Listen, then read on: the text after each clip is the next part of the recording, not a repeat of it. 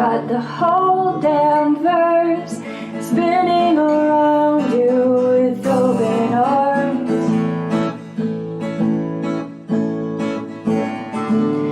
It's a race against time that plunges you deep into the black. What are you gonna do when the void stares back? You'll never stop the revolution. Time to begin your evolution. Take a leap of faith.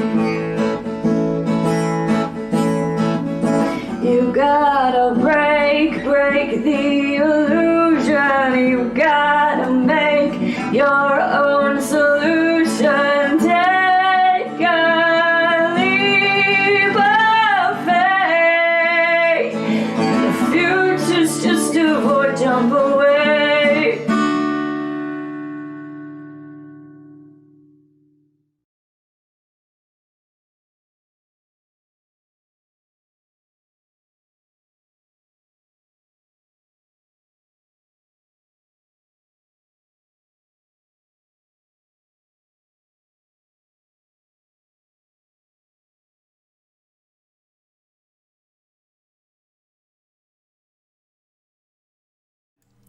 Greetings! Good evening, folks, and welcome to Channel Otherdoc. I'm Jim. I use he, him pronouns, and this is our Dark Matter campaign, Ghosts of Saltmaw, for those of you who may have forgotten, as it's been like 3 weeks. As sadly, life. But I am playing Cole Hayden, Human Gunslinger, and let us go around and say hi to everybody, and find out once again who they are, starting with Anino. Hello! How's it going, everyone? My name is Anino. I use he, him pronouns. And my character for this campaign is the social butterfly known as Rekmara, the Aviarad druid of the obelisk, who also uses he, him pronouns. Butterfly is an interesting term. It's possible. There has been a metamorphosis that seems to be going on, so I can definitely agree with that. But now let us head over to Cazimi. Hello. Hi, I am the currently misnamed Cazimi. Ignore whatever it may say on your screen. And I use she, her pronouns. And tonight I'm playing Clangswell Nuna Fritz Holds Bottom Thunderstruck, the space gnome who uses they, them pronouns. Cool. And now let us head over to May. Hello. Hi everybody, my name is May. I play Lasness Chain Tower, Star Dwarf Paladin, and we both use she, her pronouns. Glad to be back. Awesome. Me too. And now let us head over to Mem. Hello. Hi, I'm Mem. I'm playing Narita Galeen. We both use she, her pronouns. Awesome. And now finally, we shall hand things over to our illustrious, I can't say words, still recovering, illustrious station master, Alyssa. Hello. Hello. Welcome back, everybody. My name is Alyssa. My pronouns are she and her, and I play everybody else.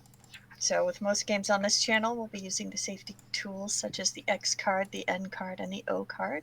If at any point we step into territory or void jump into territory that crosses the line for anyone, any of the players can type an X in the Zoom chat, make an X symbol.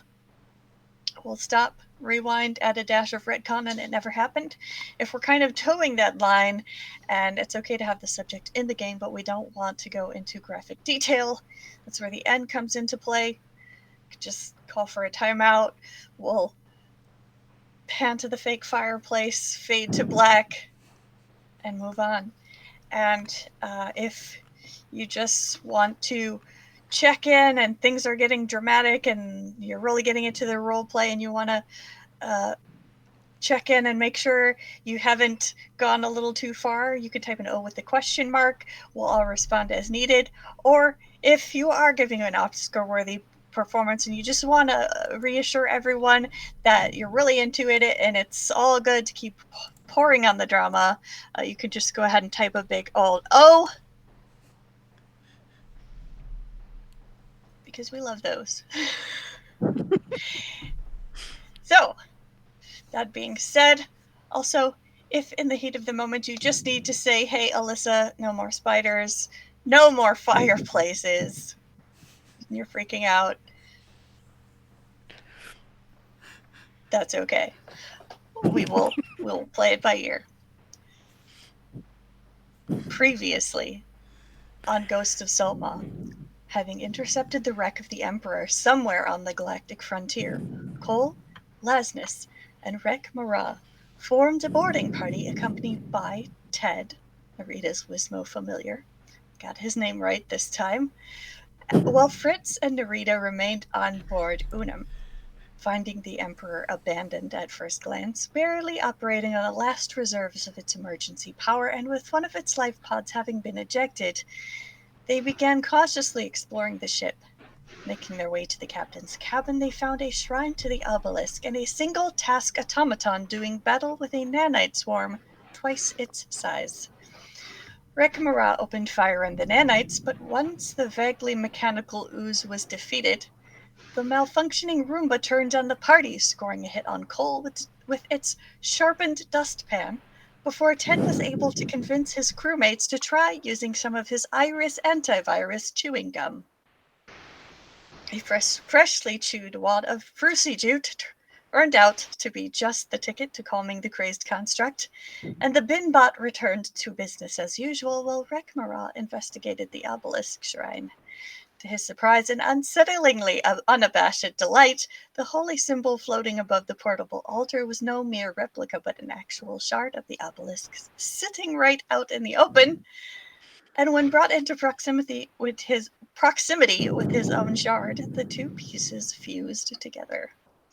Once the initial shock and suspicion of the rest of the party maybe started to wear off a little, they proceeded downstairs from the captain's suite and into the galley, where they found an animated table flailing about in 0G. Rekmara did not hesitate to put the enchanted object out of its misery with Dispel Magic, while Lasnus and Fritz argued with Cole as to why the party might need a second food replicator back on the Unum. A cursory inspection of the kitchen showed that the place was stocked with only the most basic of supplies. But for a crew piloted by a mechanical being, those supplies seemed somewhat out of place. However, they did find a hatch leading down to engineering, where they were able to get a closer look at the damage to both the hull and the engine itself, which appeared to have been burned out by one too many panic jumps, as the crew speculated as to what may have caused a Vect to panic. They made their way into the cargo bay, where they found Obrick ostentatious strongbox. Deciding that the best way to get the strongbox off the ship and back to their own would be to float it up through the lift shaft, Lasnus pried open the doors only to find herself face to face with the ship's sole crew member, the Vect pilot named Trimaxion. We rejoin our intrepid freelancers as the camera cuts back to Narita, who has finished off Ted's pickled airland sea cucumber noodles and is currently resting in her room, attempting to sleep off the indigestion. And as you are resting, perhaps listening to the commotion over the comms, a purple haze drifts across your vision. Are your comms still on? It's almost as if you can hear a voice calling out to you in distress, except that it isn't coming from any of your crewmates. It also isn't in a language that you've ever verbally heard before. So Narita's just like laid back, full and happy, but also unhappy because of the indigestion. And hearing things and going, what was in those noodles? What was in those noodles? Can you hear me? You hear the voice, or perhaps it's more of an impression that responds to your query, and you get the sense that they can hear you. They are aware of your presence. They know that you know they're there, and you do sort of have a thought that somehow crystallizes. It's the word help.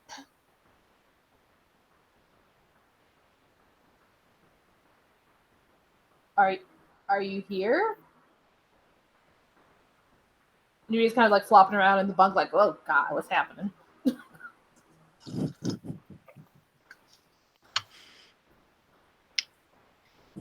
You sort of you get a picture of a room on board a ship that is not Unum. There are piles of crates and bits of construct parts lying scattered on the ground. And you kind of see, it's almost like playing a first person video game. And you look down at your hands. Are they your hands or someone else's hands? You're looking through their eyes. Maybe you see a device on their wrist. It's unfamiliar. You can see a device on their wrist, and you kind of like watch yourself, or you watch them reach for it and press a button, and then kind of everything fades and you're looking at your own familiar surroundings again.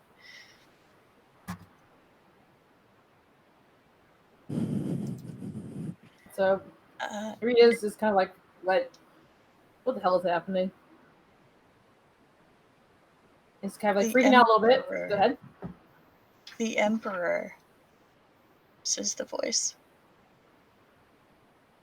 Trimaxian. Save them.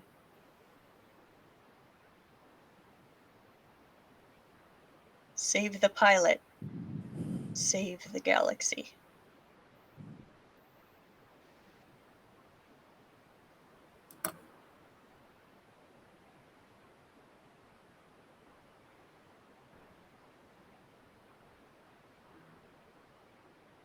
And Rita takes this moment. Apparently there's a pause to use the comms. To be like, whoa, what did you guys do? What did you all do? What's happening on the ship? And we cut back to the cargo bay where Lasness has just opened the lift doors and finds herself face to face with the Vect pilot, who looks down to meet your gaze and steps forward and says, "Well, who have we here?"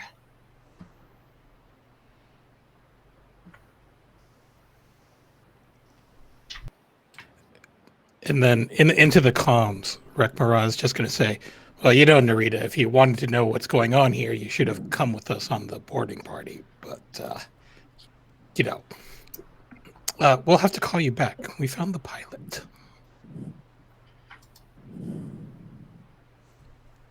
Narita just calls back, save the pilot! Save the planet. Are you What okay? planet? She sounds like she's, how do they call it? Tripping? She sounds like she's tripping. Hey, did anybody else have the noodles? Hey, come back here! She's Lasness yells as he steps over her. She would have said something, but she forgot to turn her comm on, aka her mute off. And the Vect pilot looks at you, Lasness, and says, well, what's a nice dwarf like you doing on a ship like this? You know, I ask myself that question more often than you'd think, but that's not the topic right now. Topic is, we were hired for this ship. You're in a closet. No, room? Closet. It was the lift. The We were lift. going to try to move things Lift. up between the levels, Right. 'cause You were there. It's out of order.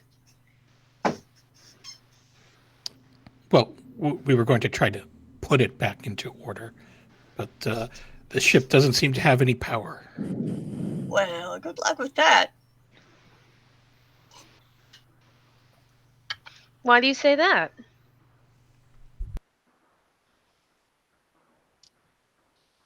Burnt out the panic drive, don't you know? Hey, what happened? What happened to you? Why are you in the lift? What happened to the ship? Space shark. You sort of glance back in the direction of the giant bite that's out of the hull. Okay, I guessed that much. Why were you Big using the bite out panic of the switch so much? Space shark. Wouldn't you panic if you were about to be eaten by a space shark? I suppose if I was a coward, yes, but Add brave to the list of effervescent?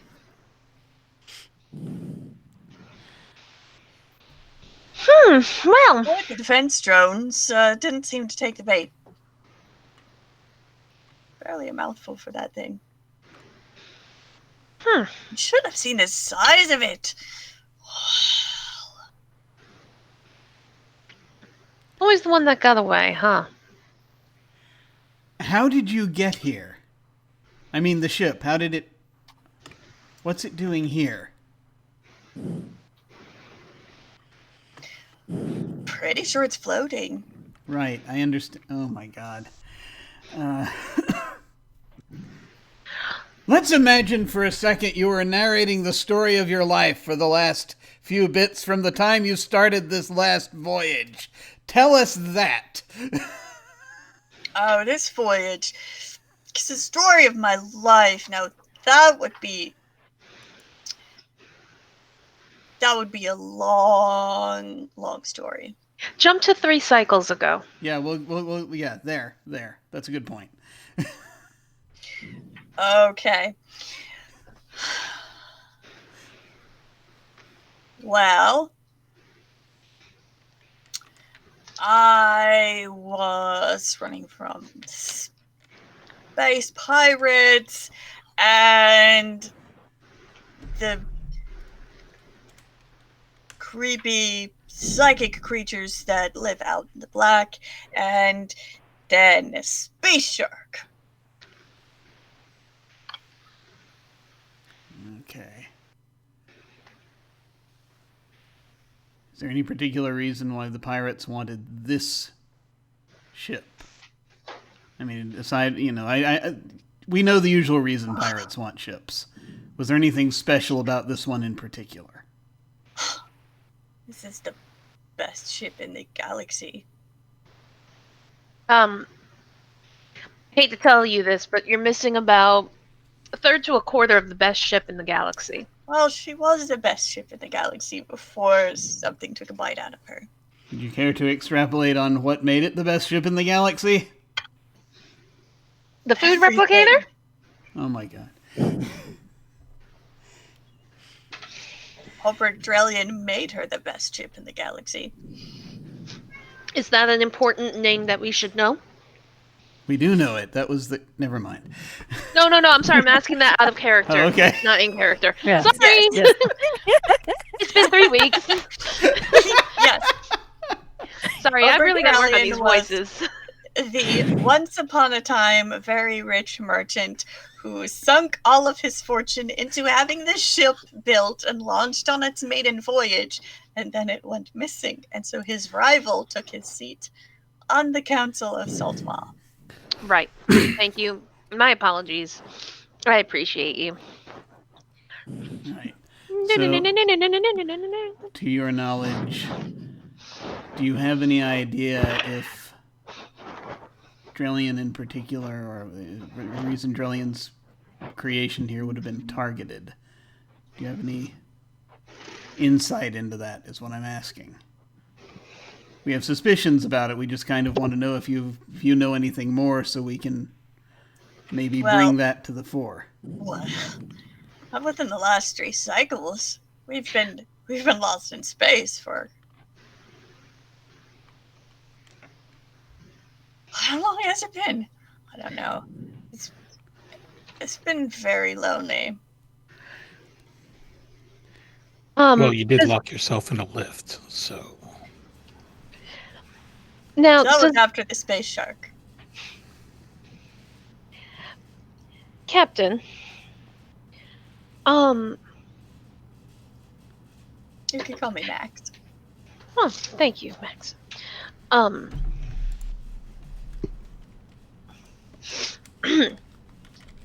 Were you doing different things on your various runs that weren't supposed to be on the docket? Is that part of the reason why you think you might have run afoul of those pirates? Subtlety. I put the B in that. No. I think I was just in the wrong place at the wrong time. I haven't been in the right place for some time. I know the feeling. What was your last transmission from, I'm not going to say his name right, the Big O. Obrick? Mm-hmm. I wasn't going to say it right, sorry. Not since the maiden, not since we launched. I'm out of range of everything out here.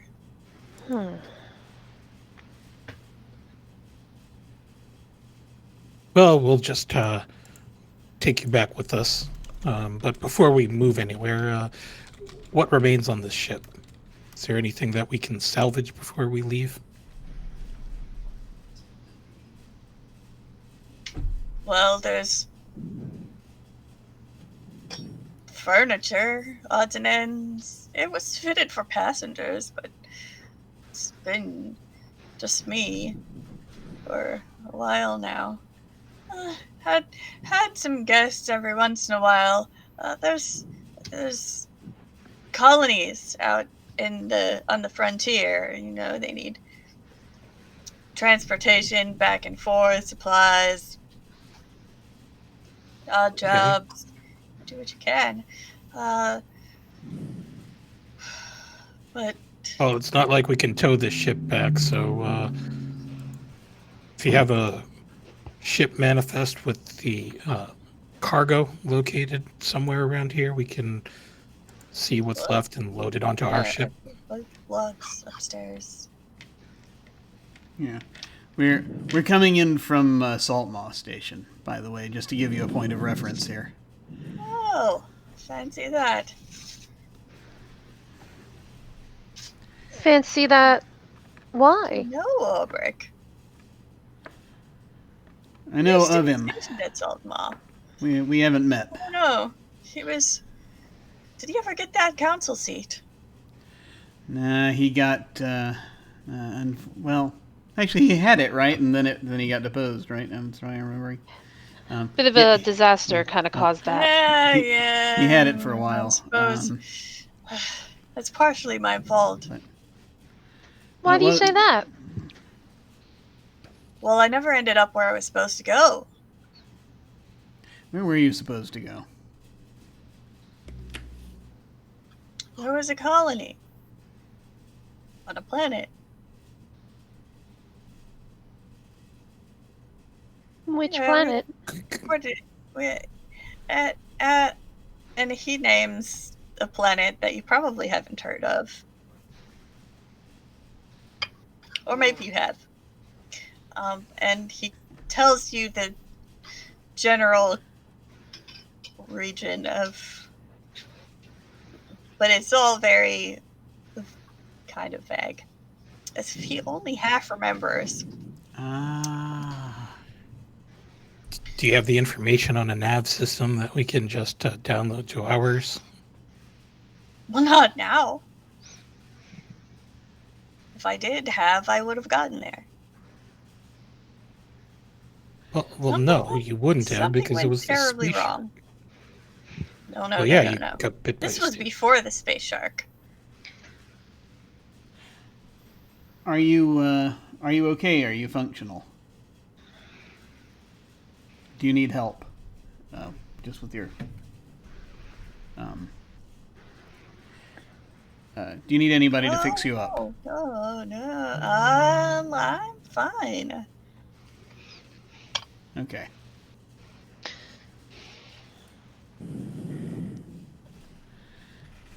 Once we get you back on the galactic net, I'm sure that everything will update and work out. Oh, that's not a good idea. Really? Why do you say that?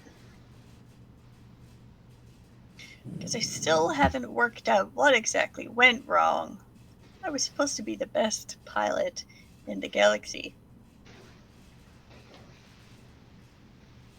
Mistakes happen. Robert banked his reputation on mine.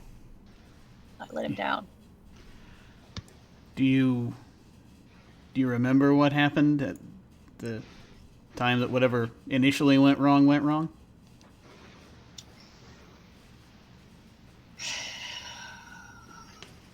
Can't say really. One moment we were programming the jump sequence at the outer ring, and the next, nothing but black. As in your memory, or as in like out there? Both. Right. Okay, I see. So you may have some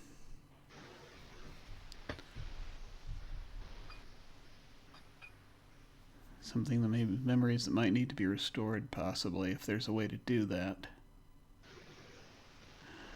Interesting. Can I ask just for a reminder? Yes. About the Emperor of the Way. In particular, when it, I remember that that the information we had, and this is just again whatever information we had, that at some point it's that Drillian commissioned it, and the pieces that are fuzzy in Jim's memory, which I don't know whether or not Cole knew this or not, is what was supposed to be special about the Emperor of the Way, and what are known about the circumstances surrounding its disappearance. Okay. So, in its day, and probably still today, if it were whole and functional, it would have been top of the line, state of the art, fully automated. It shouldn't have even needed a pilot per se, but it has one. For whatever reason, you don't know. It has one. Redundancy, maybe, but yeah. Yes, just in case. And you could ask Trimaxine for further details, perhaps, if he could dredge his memory banks. Yeah. But from what you know, it was supposed to go on a mission into the galactic frontier to make some kind of deal with someone, somewhere. And it jumped and was never heard from again until now.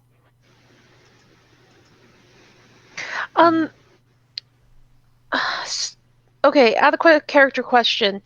Was this guy, like, actually famous? Like, people would have heard of him? Perhaps. Would someone who was a star pilot for the matriarch back in the day potentially know of him? Yes, you probably would, in fact. And between you and Fritz, you may have uncovered some sort of news article about Trimaxion saving Obrick's life and on a previous business venture due to his fancy flying out maneuvering some space pirates. Is this a common theme with Obrick? Like he has a lot of ventures that require such high stakes and things like that? Maybe. But again, you sort of started to look into him, and then other things came up. So.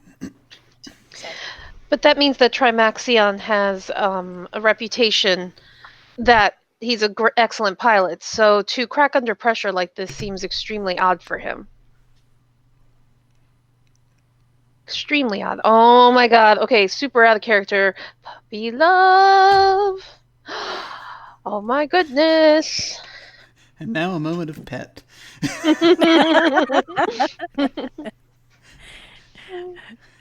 Oh, goodness. That was fantastic. Yep. Okay. I have a question for the group about a possible recommended course of action, and I'm not sure whether to ask this in character or out of character, because my brain is filled with certain types of sci-fi tropes because I've been watching a lot of sci-fi recently, and I have forgotten whether that's appropriate to this or not. So the question that is asked is: Do we want to have Fritz come over here to the ship to check out the engines to see if they can figure out what happened, and see if there was sabotage or anything like that? Towards the end of the previous episode, before finding the strong box, Lasness gave Fritz a visual of the engine over video. And the consensus was that the engine was probably burned out thanks to too much use of the panic drive. Too much use of the panic drive, okay. Yeah, the panic drive had been used too much, burned out whatever components were the usable, reusable / salvageable pieces of this. So that's why we're not going to be able to do anything. If we were to tow it somewhere, maybe, but otherwise we're not going to be able to get it anywhere. And there's nothing really salvageable out of it. So yeah, well, I was mostly thinking about if there was a way to find out if there was a thing that happened that caused them to disappear when they jumped for the first time. Because that was before the whole space shark thing happened. Yes. And you could attempt to access the logs. Yeah. Or if Trimaxion has a separate device in which he keeps logs as a backup. Oh, that's an idea. So yeah, basically one of those things. Yeah, probably. Yeah. Or even check both sets of logs and see where the discrepancies lie. Trimaxion. Yes. Which pirates were chasing you? I don't know their names, but all the pirates are called the Void Princes. Did you know any specific if it was a specific Void Prince? Do you recall the markings? No. Or perhaps the origin of the source feed? They usually have specific bands to identify themselves, don't they? That sounds really clever. I'm proud of myself. I have no idea what I said.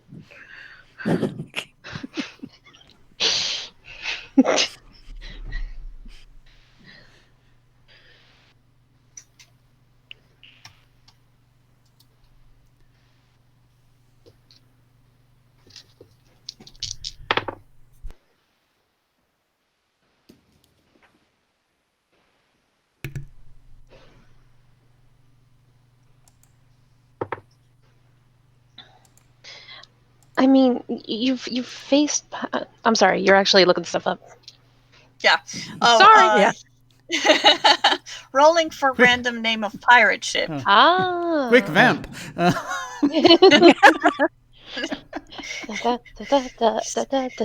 Okay, everyone, we're It gonna was do a the- 1-2. It was the clever dog. The clever dog. One of the nastiest pirates of this quadrant, and 3 more. No wonder you fled so fiercely. Though I still wonder, for someone who has faced so many pirates, why this time, of all times, you jammed that like a noob on their first virtual mission.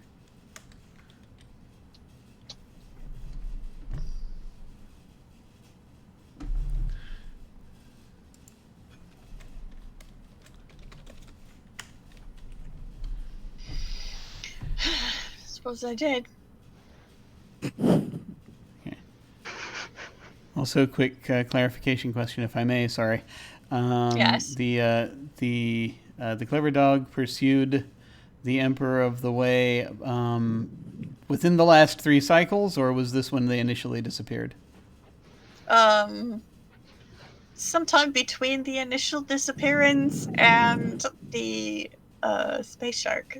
Okay, all right. So there was a sequence of pirate activity between then and okay, gotcha. And There could have so- been numerous because he's been wandering out here for yeah. a long time. So the rough And timeline who is knows whether his perception of time, that is true.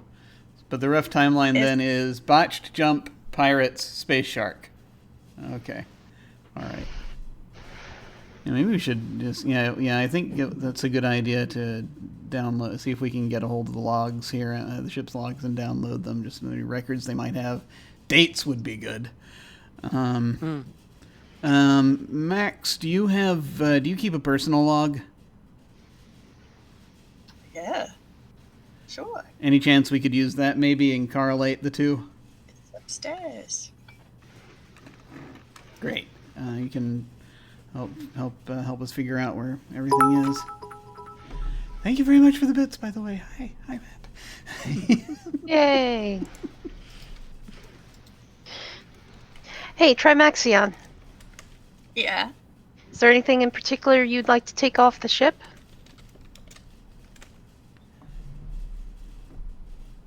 Well, yeah. I suppose I have some personal effects. I'd be ashamed to leave her. We've been together for so long. We can always come back. We know where it is now. Can we? Well, time is just a river, and the doors can often be ajar. True. I've made so many friends out here. Friends like whom? Oh. Would you like to see? Sure. I'm gonna go check out the friends. I have no idea why you're excited by something like that. Make sure you keep a focus on me. So for tracking. I was gonna say, where does the sudden ominous music start coming from? Yeah. I think it's a great idea that we separate. Right about Do you want now. to come play with us forever and ever? Trimaxion gestures towards the hatch in engineering. It says, "Be my guest." I usually appreciate doors closer to my height. Why are your friends hanging out in engineering? No, they're upstairs. The lift is broken. I'm gonna flip over to the map real quick here. There. There we go. Hold.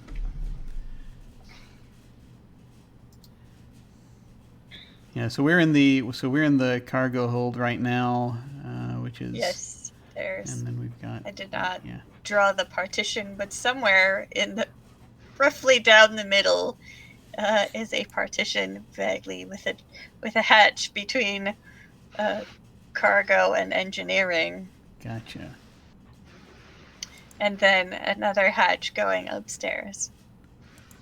So is engineering below cargo or And above it? engineering is toward the back. Toward the back. Aft. Okay. Ah, Aft, gotcha. yes. Aft backwards. Okay. You got it.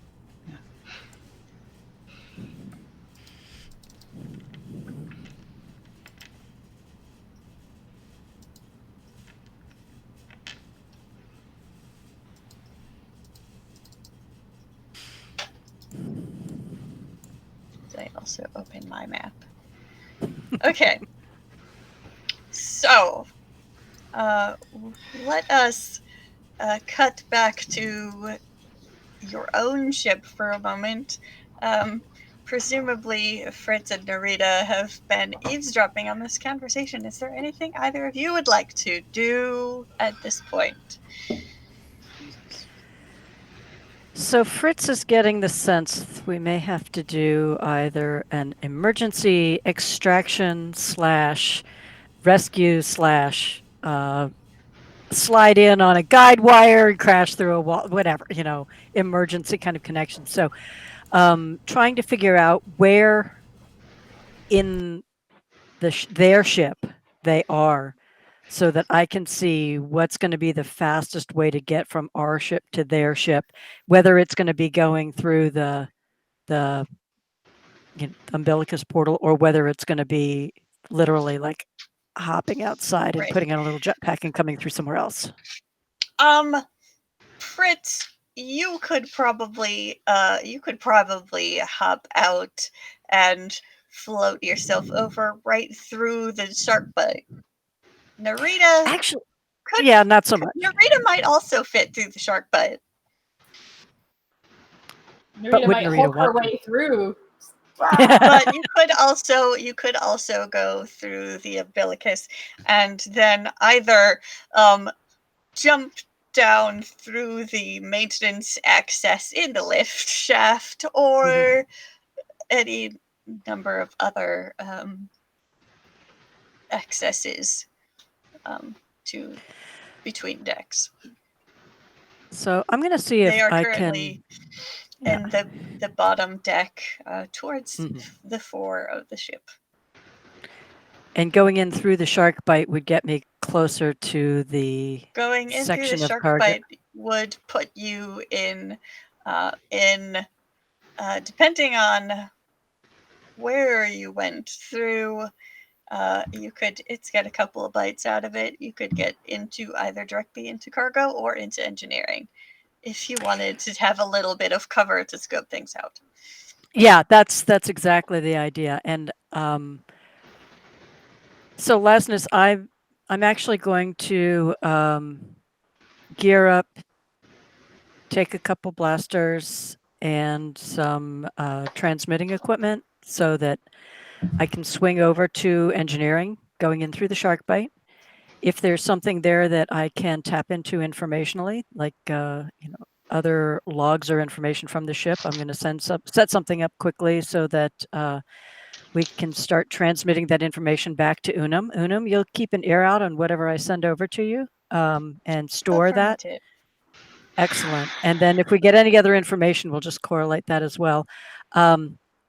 And keep an eye on whatever is going on here, because I get the impression that there may be yet more individuals on this ship, and yet we're not getting life signs readings. So I am worried that we have either constructs gone amok or something else that's not showing up as life signs. There have definitely been constructs gone amok. There may be more. there absolutely may be more. I feel actually better about dealing with constructs gone amok than about the alternatives, honestly. Fair. I can handle constructs. That's a known, as it were. My goal is to go in quietly and stay hidden until and unless there is an emergency that requires my presence to come out. So that's what I'm going to do. Narita, you can either stay here and keep an ear on things or head over through the umbilicus or jump out with me if you want to. Just realize that I'm going to hide. I'm going to like disappear and don't expect to be able to find me. Narita is in the midst of a panic with that voice and trying to get the pilot out. So she like was trying to get her suit back on, was trying Yeah. to figure out how to get to the ship, like kind of Yeah. losing it a little bit, like wondering what's going on, like hearing the conversation, but for whatever reason feeling this urgency that maybe everyone else is not. Mhm. So you're crossing over through the umbilicus? Yeah, if that's the best way for giant old Narita to fit, then fine. Yeah, and you know what you're walking into. I'm kind of jumping into a black hole, as it were, but you know. See you on the other side. Ship's all yours, Like, Unum. running and like flying through, like I gotta go get the pilot. Yeah. Okay.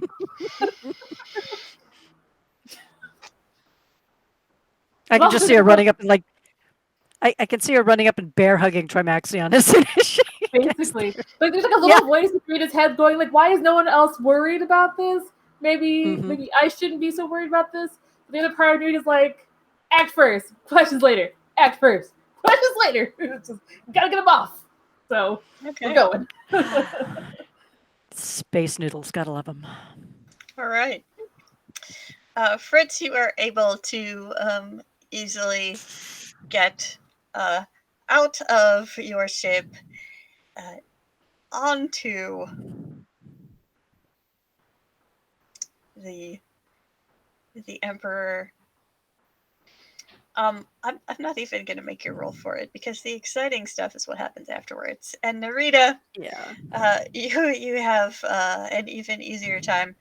We'll say Narita went out through the airlock through the umbilicus first, so then you could decouple and open up the doors and slip out yourself. Yeah.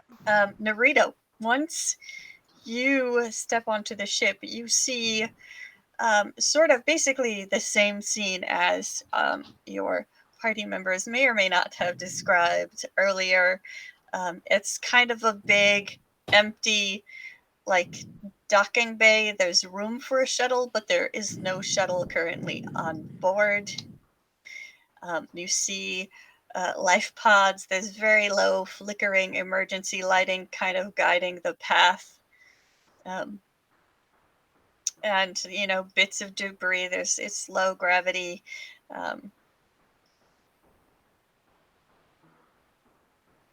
Things are kind of floating. You have my boots on your life suit, so that's not an issue. You could either clamp yourself down, or you could swim through the air, or lack thereof. You could kind of float, just push yourself off. And your kind of options are either to, from where you are, you can see like there's a room that has been opened, and it looks like the captain's quarters towards the aft of the ship. And then there's also a door on the opposite side, which may be your best guess leading toward the bridge, and the lift is right outside of that door in the front. But as soon as you step into that main area, you out of the shuttle bay into that main area in between things, you get a strong mental presence once again. And this time you have more of a direction where it's coming from, below you and towards the front of the ship.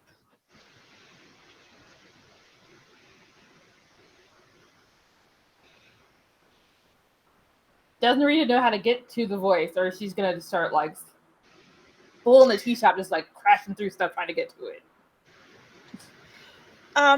Again, you get that sort of video game first-person visual through the bridge. There's a ramp that leads downward and comes out around the lift shaft where it passes through the decks and opens up into a hall, and the camera sort of pans towards your left, towards the front of the ship, where you see a set of doors.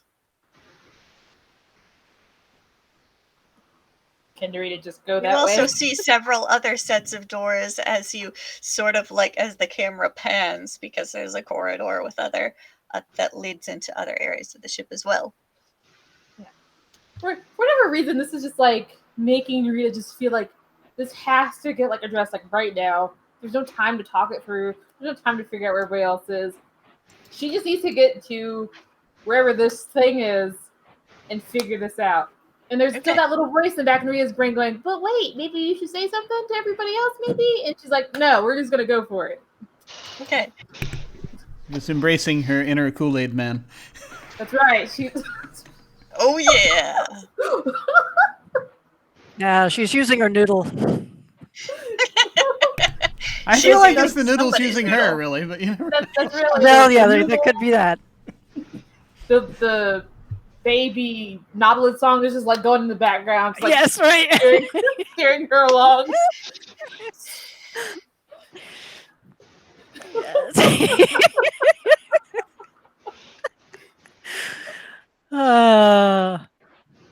Just yell no traps before you jump down.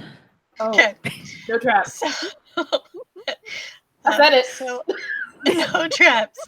Narita, you turn toward what you hope is the bridge, and you say no traps. Let me quickly scroll. Oh no. towards Scrolling can't be good. Here we go. Okay. No, I just have to get to the right page in my document. So there is a set of double doors. They are currently sealed. And this will be, Jim, if you want to switch to that page on the map, this will be the, it's the main deck. I guessed right. Mm-hmm. So that in Narita is heading towards area number 3.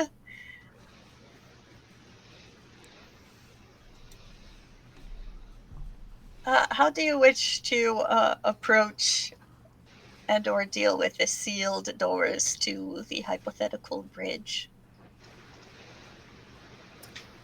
We have taken the path of zero caution thus far. And I feel like Narita hasn't been the one to do that this entire time. So Narita's going to just go for it. She's going to try to like open the door no matter what it takes. Like try to pull it open, bang on stuff. Okay. So you palm the access panel.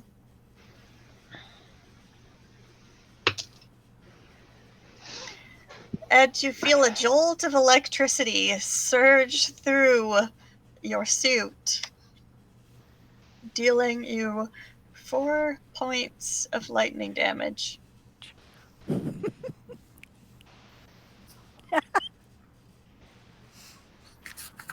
Damn it, door.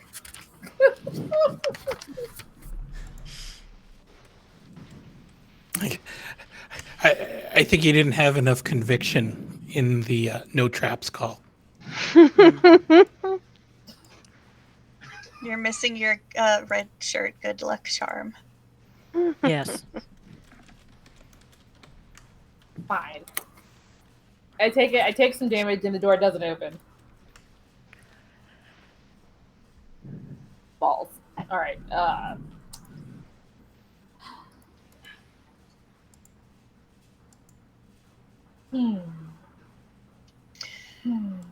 You could try to hack this lock. You could try to force the door open. I got rid of my one with the spell that would have helped me hack, so let's try to just force it open using just brute strength. Thank you, or Nora. you could try to attack the door. We'll try attack after the brute strength fails. Okay. We'll try. Okay. Make a strength check. Roll a d20, add your strength modifier. If you have any particular training or proficiency in any strength-based skills, such as athletics, you could add that. Otherwise, just 17? d20. 17. You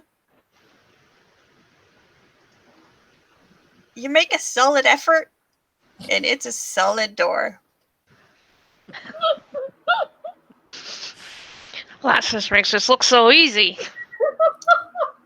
At least it was a solid effort. We tried real hard. Okay, fine. All right, we're gonna maybe trying to pry the door open with all of our solid effort and all of our strength really sort of resets Narita's brain. Like, wait, okay, you tried 2 things and nothing has worked. Perhaps you should ask for help. So Narita's gonna change her comms to privately speak to Fritz. Okay.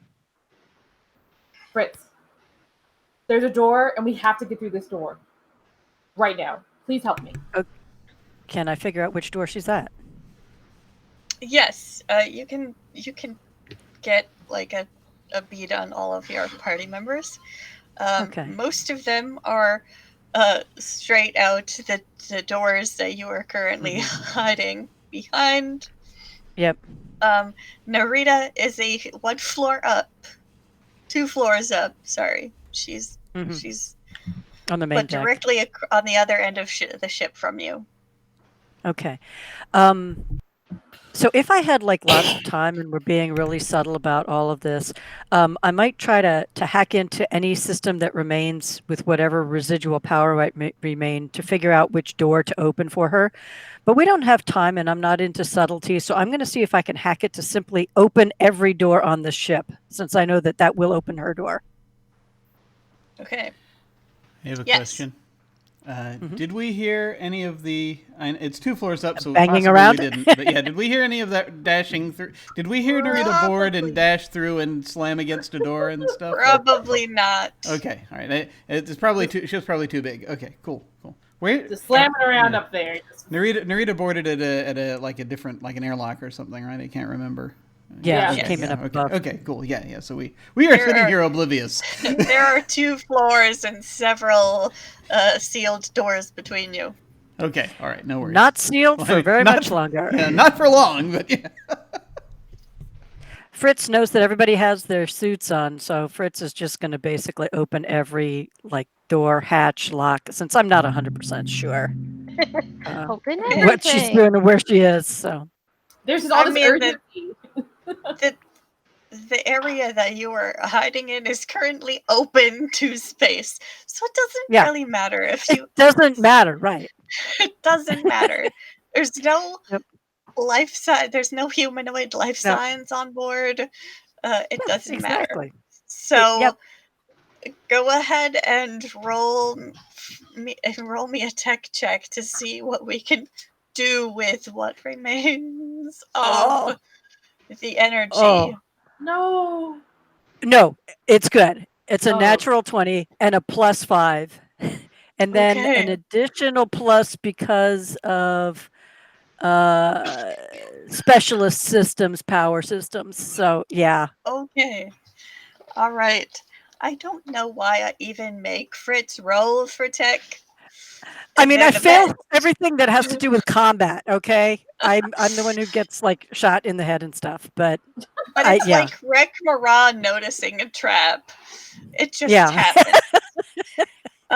You grab a couple of gadgets that you see lying around that maybe Lasnus didn't notice to point out to you with the camera. You plug things in here and there, and you sweet talk whatever juice is left in this ship systems, and you open all of the doors and windows. Yep. And so the rest of the crew now thinks something is going, or realizes something crew, might be happening. This ship might be haunted. You see, like, the lift doors that were, like, previously partially pried open just slam wide open. What other? Let me look at this ship. What other doors are there? What have I done? If the doors were already open, yeah, but you do, like, there's like a flickering of power, and then the lift doors open, and there's like a brief engine noise, and Narita, there are a few more doors around you. The captain's quarters fling wide, the lift next to you to your left flings wide, the life pod doors all open up along both sides of the ship, and the bridge door in front of you opens, and you can see a faint blue glow emanating from the navigation console. In the meantime, Lasnis, you and Trimaxian, were you heading toward engineering to go back upstairs? Yes. Well, Fritz is in engineering, and not hiding anymore, I don't think. No, because I've been flying around trying to jimmy the ship. You can see Fritz through the wide open engineering hatch. Has managed to coax some life out of the power system here. And then everything goes dark. Yep. Do we have headlamps or anything that'll, like, bring up the creepiness ambiance? We have dark vision. Oh, right. You and I do. Dark vision. Most of you probably have some sort of flashlight, and some of you have bottled lightning. So you have light sources of some kind. Some of us produce flame. In your adventuring gear. Yeah.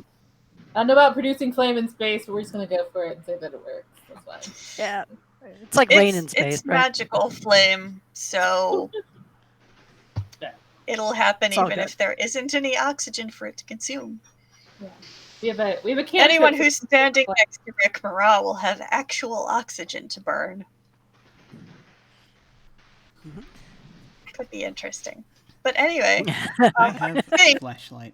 Before we head into the bridge or any further, this looks like a good place to take a break.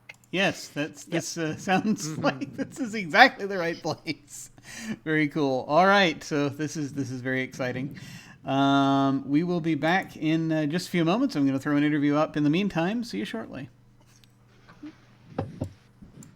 Welcome to the break. We are here with the gents from Mage Hand Press to talk a little bit about the various stuffs they're doing. Welcome. Hey. So let's dig into your products here. What manner of things do you sell? We focus on a lot of stuff. We really like, fun little genre conversions that we can just bolt onto 5th edition. It's like, hey, now it's Western or now it's Fey. Just completely kind of change the system. And I shouldn't really even say change the system, just expand the system in a particular direction that lets you do, a specific type of campaign. We also really enjoy base classes, but we don't do weirdly specific base classes. We really like base classes that feel like they should be in the core edition already, and that they all have like a unique mechanical thing that they cling on to, and a really unique theme. If I can describe a base class with blank the class with like a single word, I'm happy. That's always a really good sign that I'm onto something that's concrete and something that you want to play. Yeah, very cool. And actually, that's it looks like one of the staples of your product line, the complete books. The complete classes. So we release a lot of our classes for free.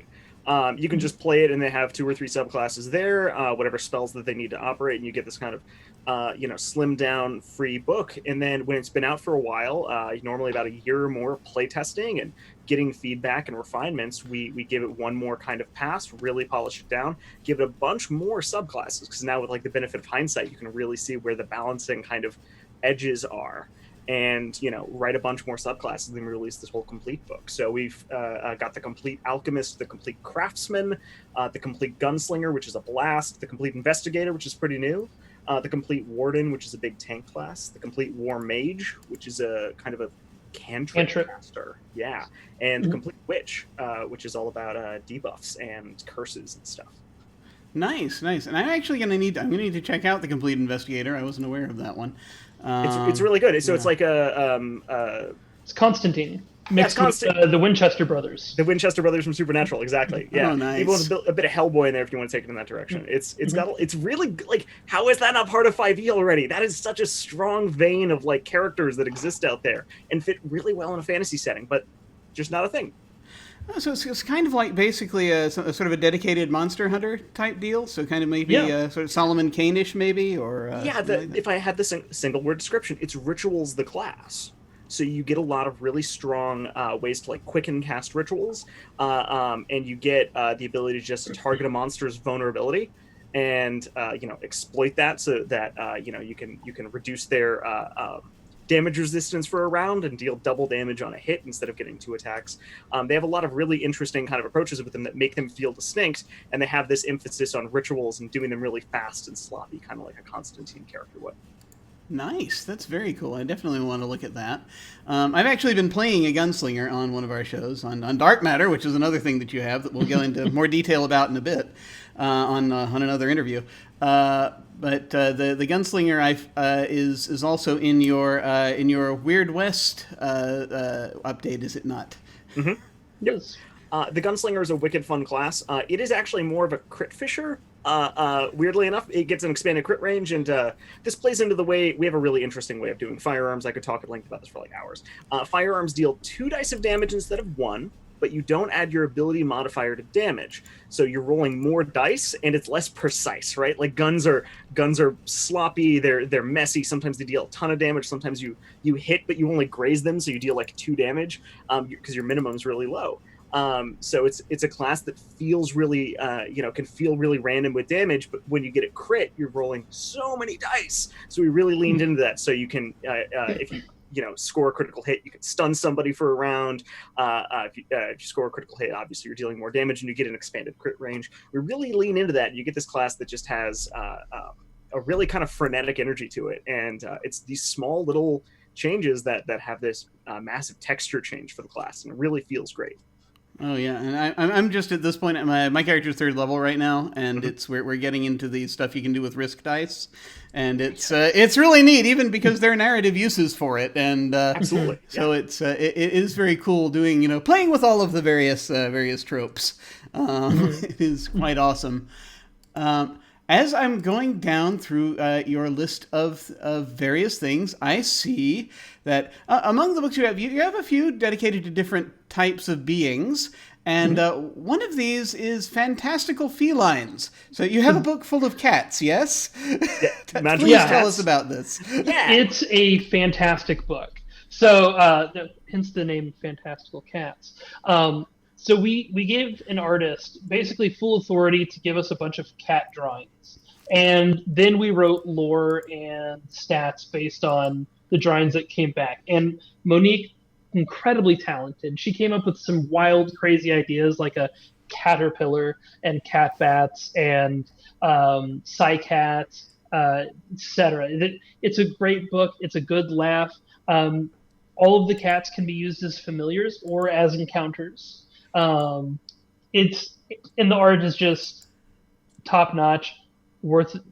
It's worth $6 alone for just the art. Yeah, you have to see it to believe it.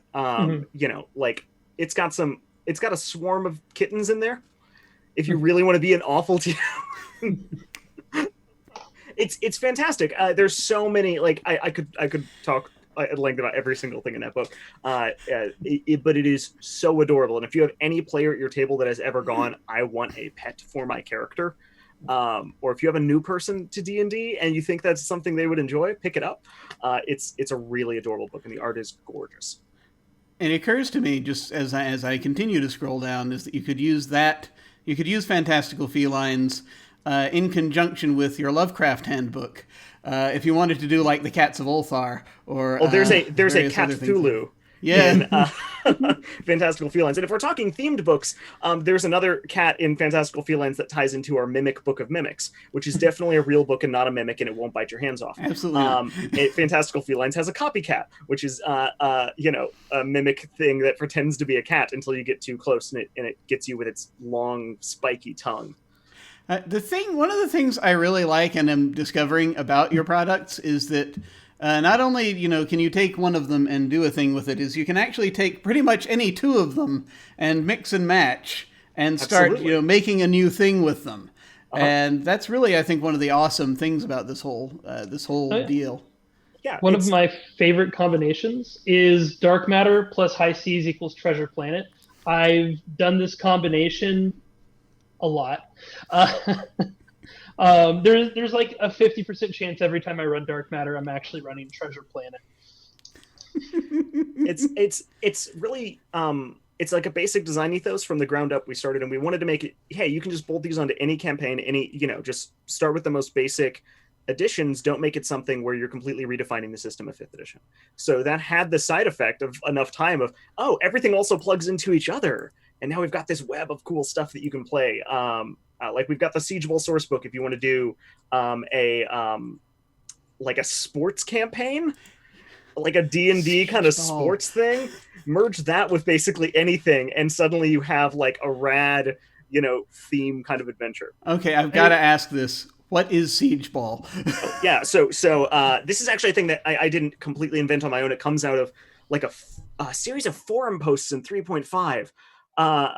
Back from those days. 2 teams, 4 players each on a field. They each have a tower made of kind of stones that are stacked up really high.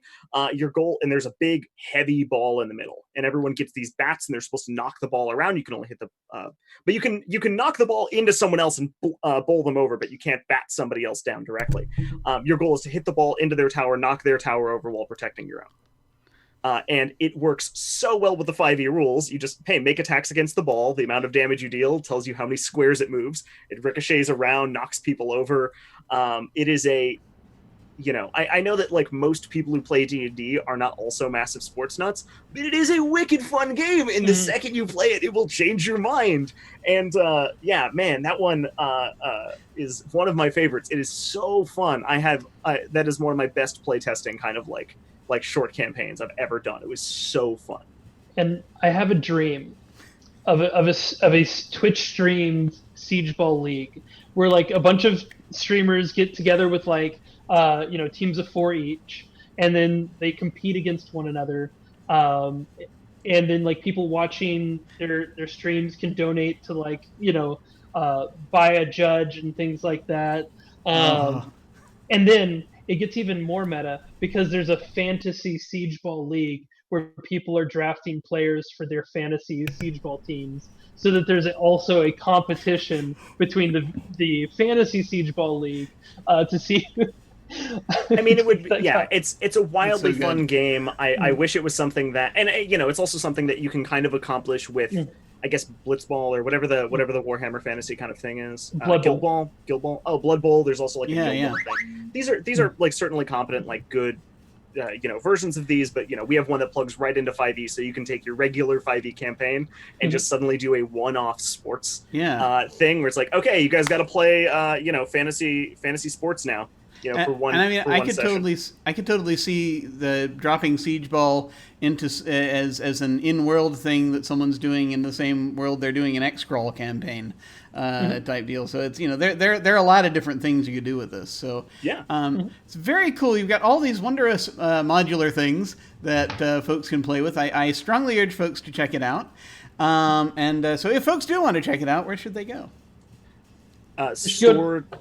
Justin? They should go to store.magehandpress.com. That's where all our cool books are. But for a ton of free resources, if you just go to magehandpress.com, that's our blog, and we post, at least one thing a week, usually a subclass. There's a lot of material there, and it's pretty good stuff. Awesome.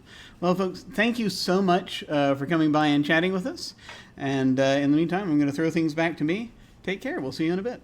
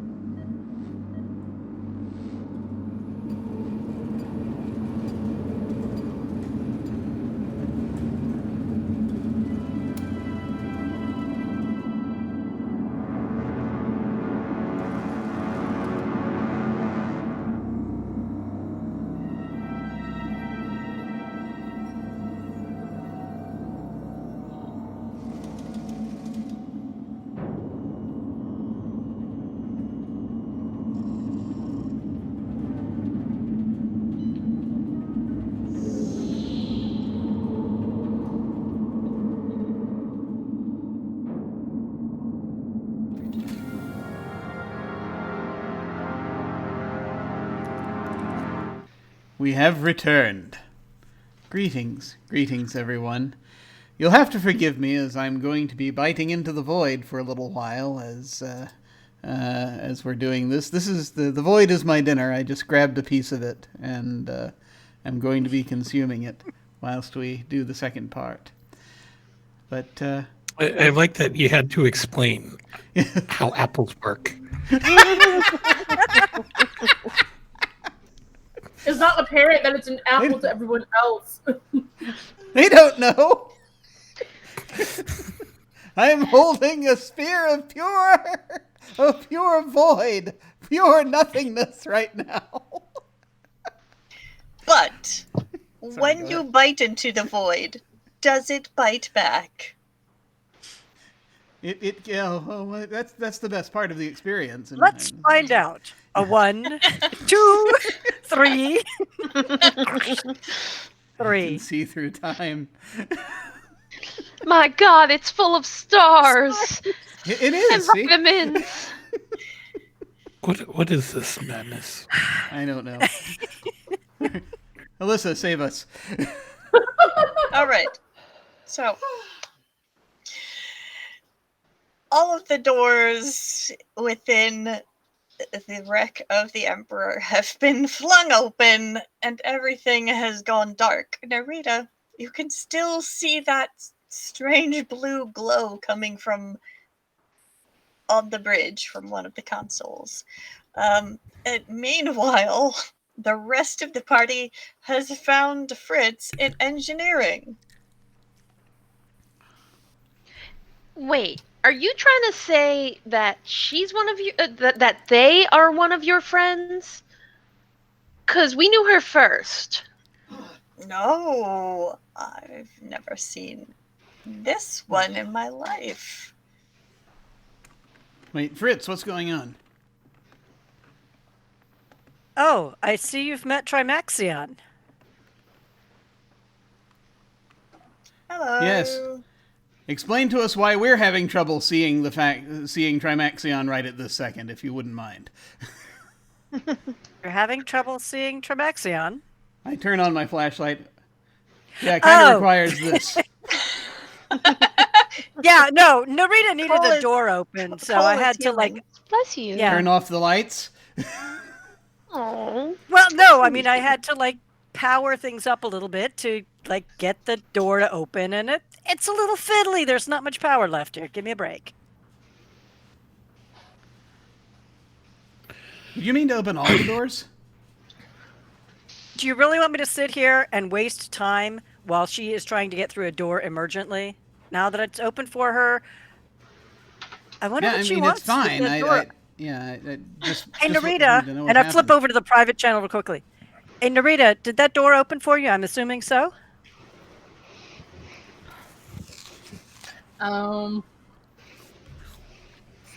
Yes. That's it. Okay. Yuri's solely focused on finding. Yeah, right. I get it. And Fritz is sort of okay, mentally going, she's at the other end of the ship and doing stuff, and it looks like everybody else is down here? Or is it just Lasnus down Yep, here?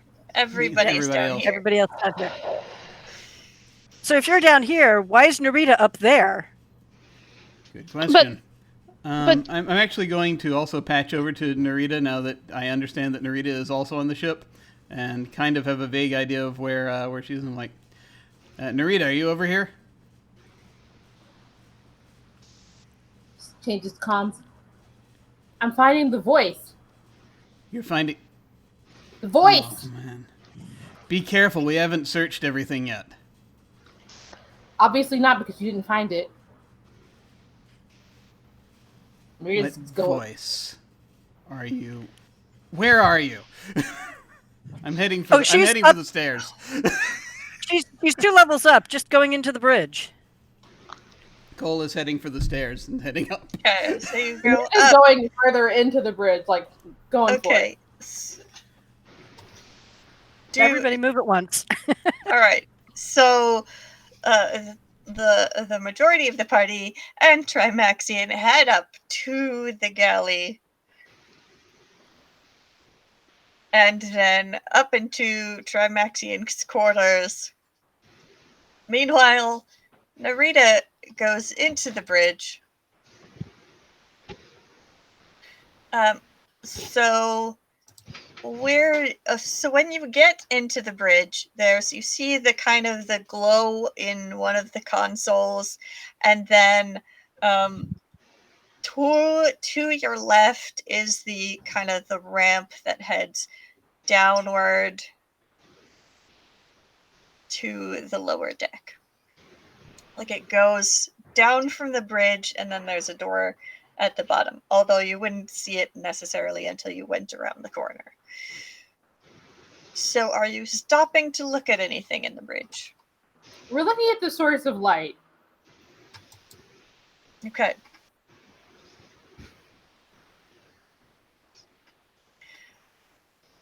Are you approaching the console, or are you just looking at it from sort of the doorway?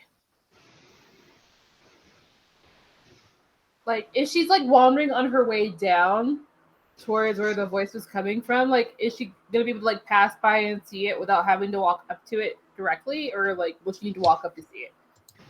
Yeah, you can probably kind of see it. You can see it from you could see it from the doorway.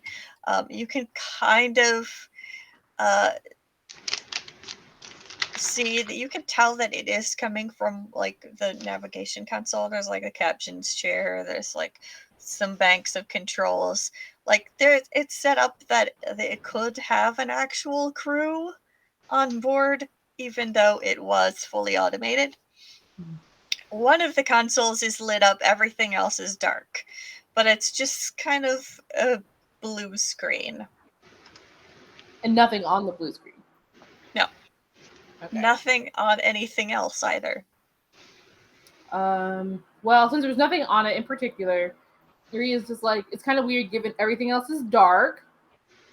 But she has cast her produce flame, is carrying around her little flame ball so she can see a little bit. That's the only thing that's lit up. There's nothing on it. There's nothing interesting about it. So Nuria's just gonna like look at it and keep going. Okay.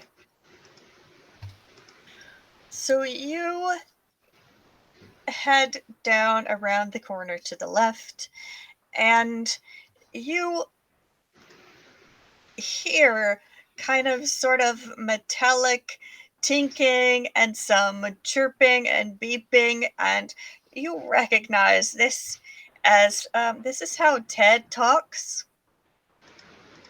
But not Ted. It is not Ted. Ted is currently with the rest of the party. 2 decks But I down. understand Ted now somehow, right? You do. You have your universal translator, so you do have a basic. And Fritz has been working on fine tuning for the whole ship, so you can kind of you get the impression that this cluster of tiny creatures seems to be looking for something that they have misplaced. Tiny Or creatures. perhaps they are trying to find a good hiding place for something. It's a little unclear. And then there is just Narita just like was like stomping around trying to find the voice and like freaking out these little creatures probably. So she like kind of like softens her approach a little bit and then whispers to nothing. I don't mean you any harm. You don't have to hide. So with your little flame ball, you can see that there is like a swarm of teeny tiny robots gathered near the doorway at the bottom of the ramp. Is this door closed? This door is open now. Okay. But they're like there. They're kind of congregating, and it's kind of like an amorphous little group of just a little swarm of little robots, and there's some of them like it moves and they peek out the door and then they peek back in, like they're watching something. Okay. in the hallway. So Narita just kind of like walks up to the little group and looks down at them, looks through the doorway. They look up at you.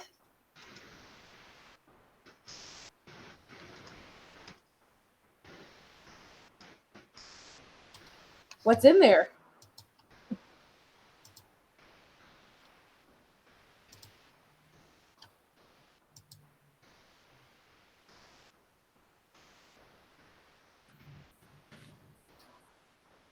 Robo dog.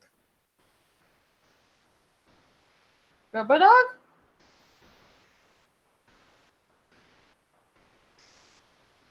Will Robo dog hurt you or me? Hmm? Okay. Would one of you like to go first?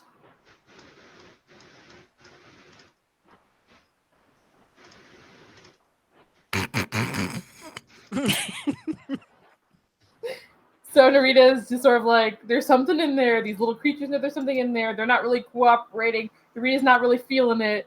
Can she swoop down and pick one up and throw one in?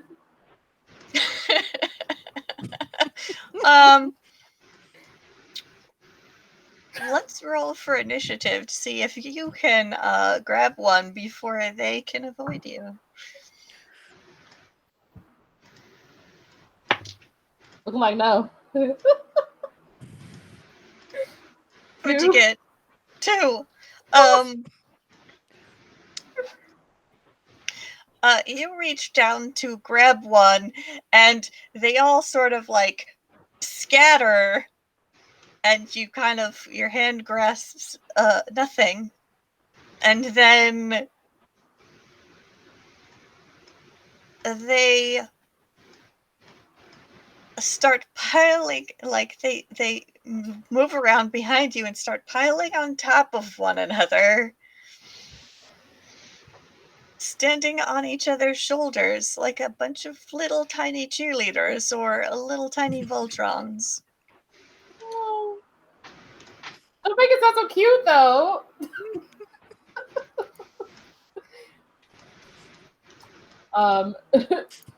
Narita may not have seen this before, but she can clearly tell where this is going and is worried. So,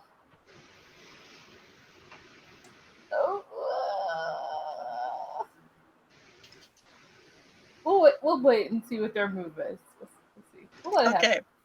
So we are going to cut to the rest of the party. You have come up into the captain's quarters.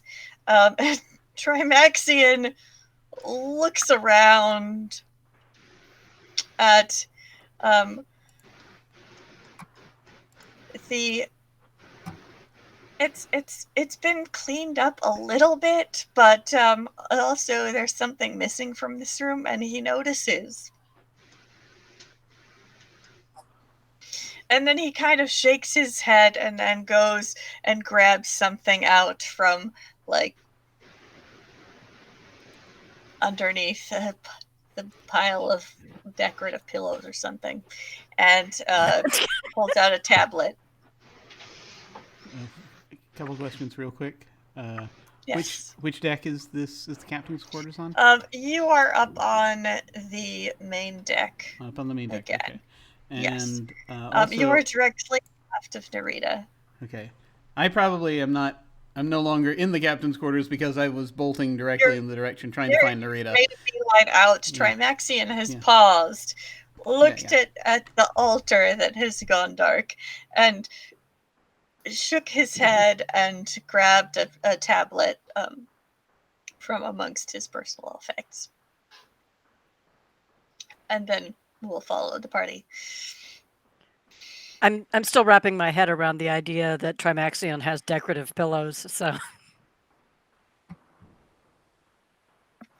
they were probably over decorative pillows since the ship was previously owned by a rich man. That's true. There's probably at least one fake fireplace too. So since Fritz is moving along with the entire party here, but he sees Cole charge on ahead to go see Narita. And Fritz, being Fritz, is going to tail at the end, and when Trimaxion stops and digs around and finds the tablet and carries it on, is going to stay behind and follow behind Trimaxion, and try to like disappear from the group again a little bit. Okay. Cole, you are making a beeline out of the captain's quarters, past the shuttle bay and the rows of empty life pods, toward the front of the ship, where the door to the bridge is now open, and there's a blue glow emanating from one of the navigation consoles. I'm guessing that's where Narita went because there's a shiny thing up ahead. The only other door is the open lift, which is currently at the bottom of the shaft. Yeah, that seems much less interesting than the thing ahead. So, yes. So just take out my gun step and into the bridge. What's everybody else doing?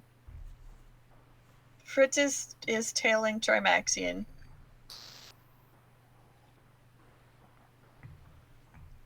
Rekmaraz's probably just following Trimaxion as well. Okay. All right, so everybody heads toward the bridge. Cole, you see the blue screen. And then you do see that there is kind of a ramp that goes around the corner heading downwards. And there is light coming from that direction because Narita has her flame. Yeah.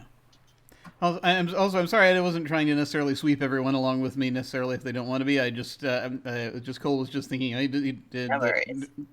let's not have one of us be alone type deal. Yes. You see Narita with her flame, and between you and Narita is a swarm of tiny constructs which have stacked on top of one another to form a single, unified, small, like vaguely humanoid form.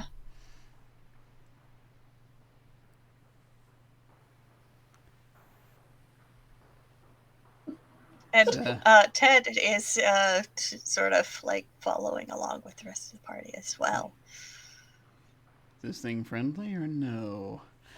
I'm just sort of switching. I'm asking Narita as I'm switching over to the Narita has larger weapon. Has the presence of mind to actually respond now, and realizes what you've got in your hands. Probably she can't see it, but she feels it, and she's like, "Please don't shoot this thing. I'm behind it." Well, yeah, we can see you behind it because it's it's probably a little smaller than Fritz. Yeah. Not it. Oh, it's so tiny. It might be about almost Fritz's size. Yeah. It's little. Yeah, I'm just sort of aiming toward. I'm aiming it down, sort of toward the so it'll be more floor level than anything else. If I shoot. My toes. Does Rita have toes? Are you like right next to it? Is that thing? You probably have webbed toes inside of your suit. Little web feet. Don't scorch my little web feet. I'll be careful. What are we dealing with? Do you know what this is? No idea. You see now that the Wismo mob has a small item in its hand. It's like got a little stack of robots that has made an arm, and the robot at the end is holding a key card.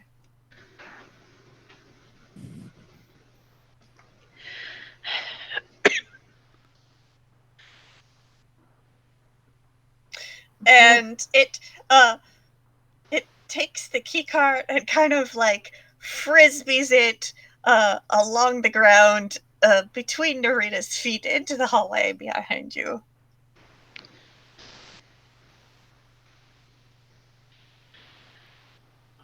and you Do you want to hear go get it? Do you want a to metallic clinking as something with 4 legs chases after the object. Wait, Rubber something dog. separate? Okay, first of all, just Something separate that is not quite visible from this angle. okay, quick question. Sorry, once again, orientation. When you say there's a hallway behind Narita, Okay. Yes, you are Narita now is... on the lower deck in area section number 4. Okay, that explains a great deal. Let me Yes. switch over. Yes. There we go. Okay. Okay, I got it. So wait a minute. That's Okay. where the bridge is. The bridge is area 3, and the ramp comes down into area 4. So there's that doorway that opens into a hall that Oh, I see. kind of, it's up against the Yeah. bulkhead on So the you've right, got and there's a door directly across from you, and the hall that towards the left that branches off. Yeah. Yeah, so Down So the coming main from ship. that 3 thing's a ramp up near and then area down. 3. Okay, yeah. Yes. Uh-huh. Gotcha. Yeah. Okay. What is this room? This is just basically a little like alcove at the bottom of the ramp, and then it Okay. opens up into the hallway. Okay, so the hallway that then leads to the like across from it is like area the what hallway is that 9? section 5. Yeah. Directly across from where you're all standing is 9A. Okay, gotcha. Thank you. Sorry about I just need the clarification. No worries. No worries. This is why we have the map. So just basically I'm gonna tense for a second.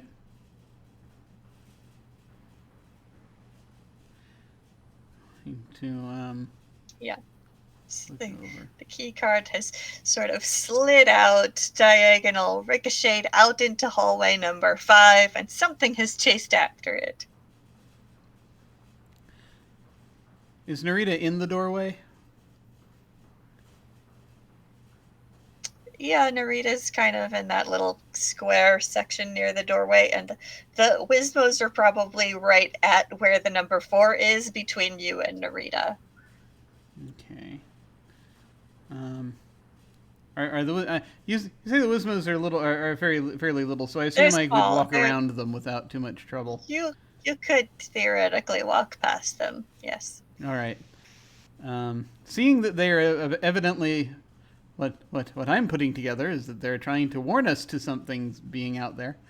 So I'm just so basically you see Cole just sort of tense up and goes quiet. He goes kind of into pseudo commando mode, basically, where he will sort of hunker down a little bit and try to sort of around over to where Narita is at the door, and trying to, if she'll permit it, he will sort of start leaning out to sort of try to see what quietly to sort of try to see what that might be. Okay. You can kind of sneak around and kind of peer out into the hallway. There is area 5. There is a pair of them.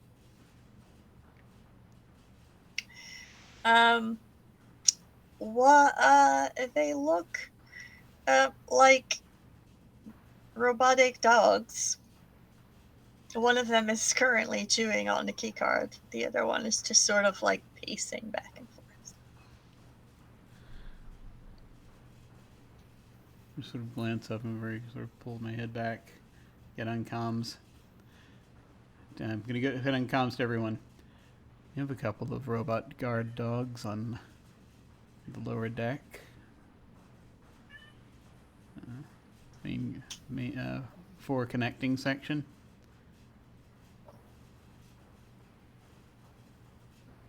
Narita comes on. Everybody That's where is. the voice is.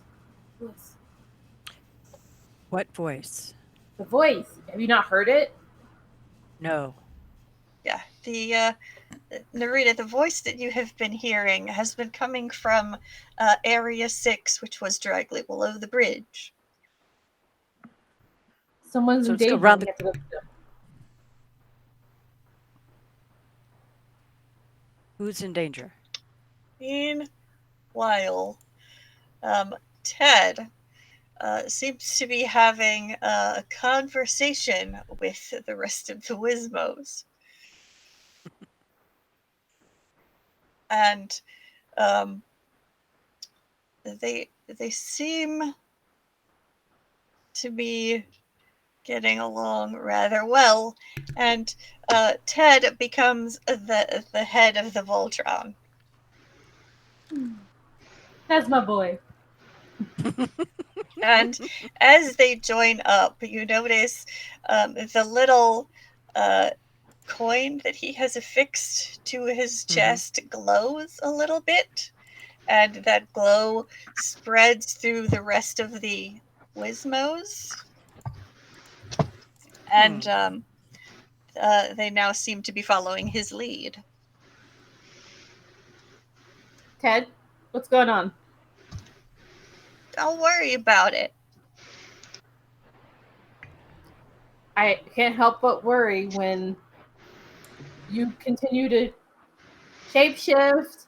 I know that growing up is hard and that you're maybe feeling some things that you're not used to. And perhaps we need to talk about it a little bit better so that I can help you to work through some of your feelings. And I'm really sorry that we haven't had the time, Ted, but I'm here for you and I'd like to know what's going on with you. These guys were in trouble. I'm just helping them out. What trouble? Wismos don't do very well without a leader. Ted, if your friends were to jump off of a bridge, would you go with them? No. But I wouldn't let them jump off a bridge either.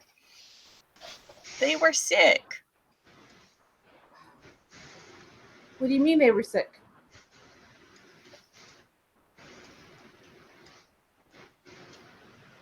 They just needed some gum. Did they have a virus?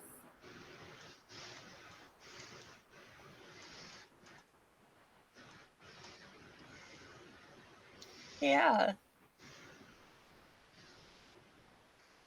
Is that part of what's going on here? Haven't you figured it out yet? Ted, you gave me those damn noodles, sir. There's nothing wrong with the noodles. They're just apparently noodles. I'm hearing things other people aren't hearing, so whatever you did to those noodles, you gotta appreciate. I didn't do anything to the noodles. Ted, you can tell me. I didn't put any computer chips in the noodles. Are you? I now don't know if you did or not. I can't tell based on what you just said.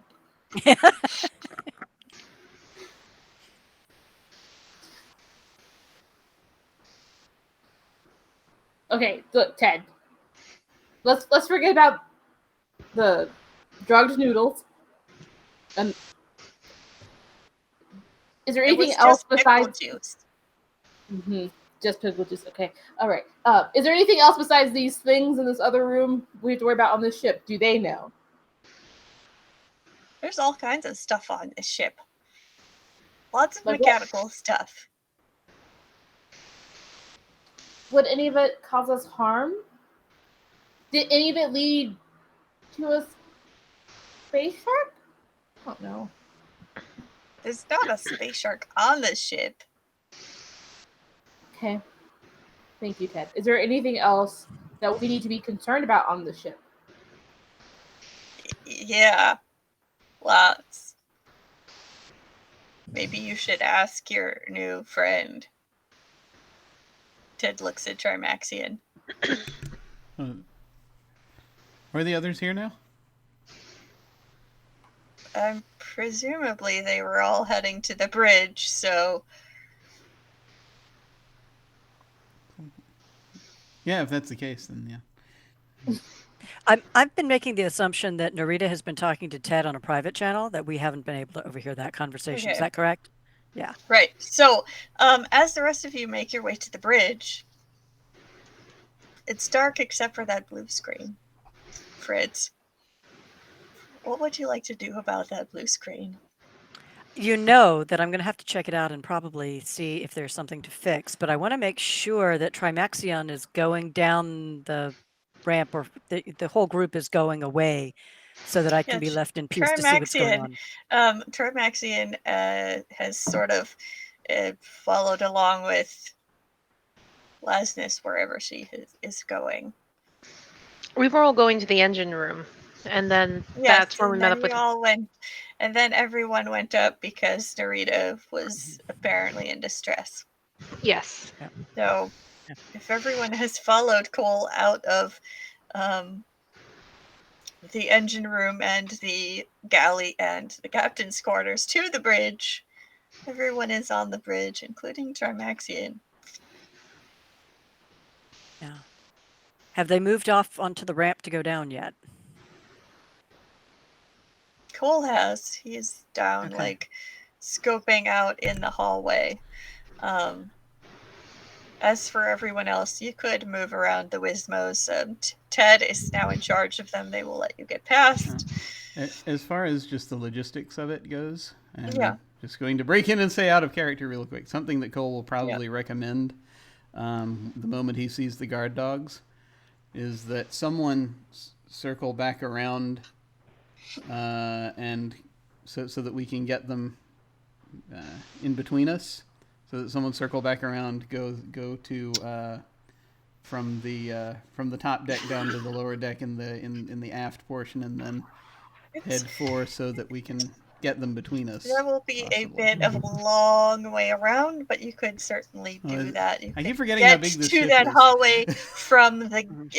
You'd have to go back, all the way back down from the captain's quarters to the galley. Okay, yeah. If it's something where it looks like we're not going to have that much All time, the doors are open now, but it'll take a while. If it looks like that's something where we won't have that much time, then I will not recommend that. Okay. Yeah. There's really no other way out into that hallway from Area 4. Okay. And Fritz really is just going to wait until everybody is at least down the ramp before making way to the blue screened monitor area. Okay. Everybody seems to be heading that way. It's sort of clustered in that ramp hallway area. Fritz, as you approach the blue screen of death, we're going to roll for initiative. That sounds good. As the blue screen sort of morphs into some sort of object and comes out. Yeah, 2. Uh-oh. I go last. I'd say it's combat. It's going to be bad.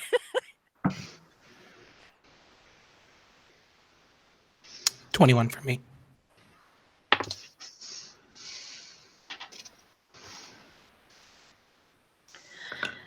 Six. Look at that face. You're still going ahead of me. Oh. 17.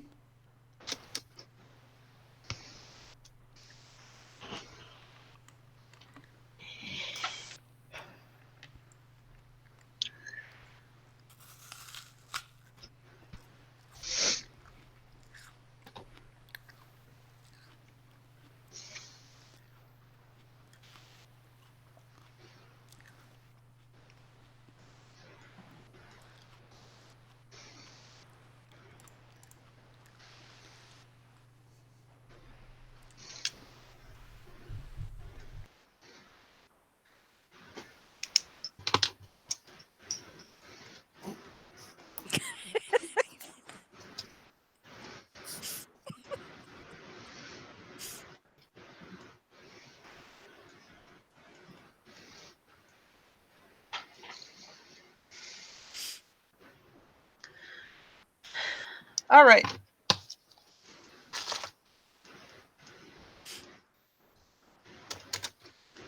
So,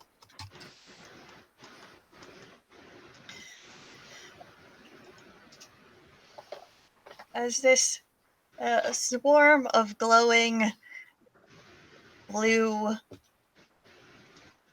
software bugs comes off of the screen and makes a pass at Fritz. First up, we have Rekmara, because Rekmara knows all, it sees all, and will be the first to react. Yeah. Followed by Cole, followed by the blue screen. Okay.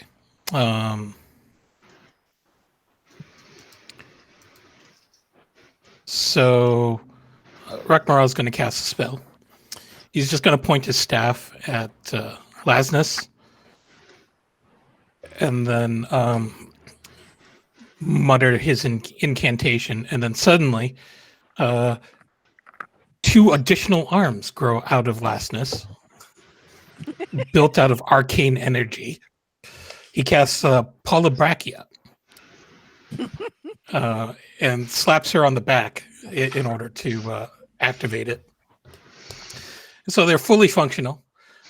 They can be used to hold weapons and shields, allowing the target to hold 2 two-handed weapons or 4 one-handed weapons, and basically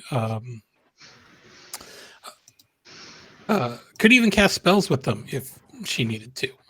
And they have advantage on strength checks made using the arms, and basically can attack an additional time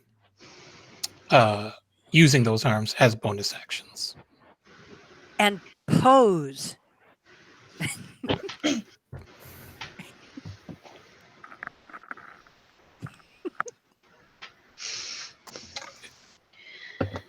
Is there anything else you would like to do on your turn? Yes. He's just going to say also, expectations are exceedingly low. And he will also use his druid ability to grant her a bonus to strength.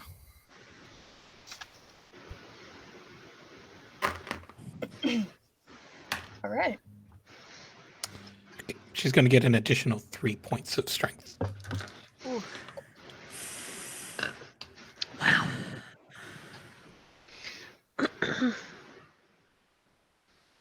Cheers. All right. 4 arms, 3 points more strength. What more could you want from Lasness? A couple of points of intelligence, maybe. Some accuracy. Charm. Accuracy would be good. Speed. So, Cole, you see your dwarf paladin suddenly sporting an extra set of arms and looking very swole. And there's a blue screen swarm about to attack the engineer. What do you do? Okay, so that was really the big question that I had, is if we were aware, if we down here in Area 4 were aware of the swarm that was going on up there. Well, and enough to know something's going on. Yeah, if we know that, then that's good. Then I will, as he's sitting there getting ready, poised to getting ready to shoot Yes. at one of the hounds. He's like, you are not that far away. I trust you have enough spatial awareness to realize that there is suddenly a commotion behind you. Yeah. So as soon as that kicks off, he's like, "The hell!" and he will immediately sort of leap up, start heading up the ramp. Okay. And presumably see the swarm of things. Yes. Okay. You do see a swarm of blue things. All right. Question number 1, because there are always this many questions. Is the swarm of blue things right next to Fritz yet?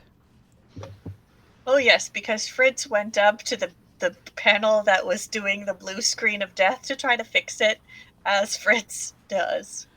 Can I... second question. So, this is a swarm.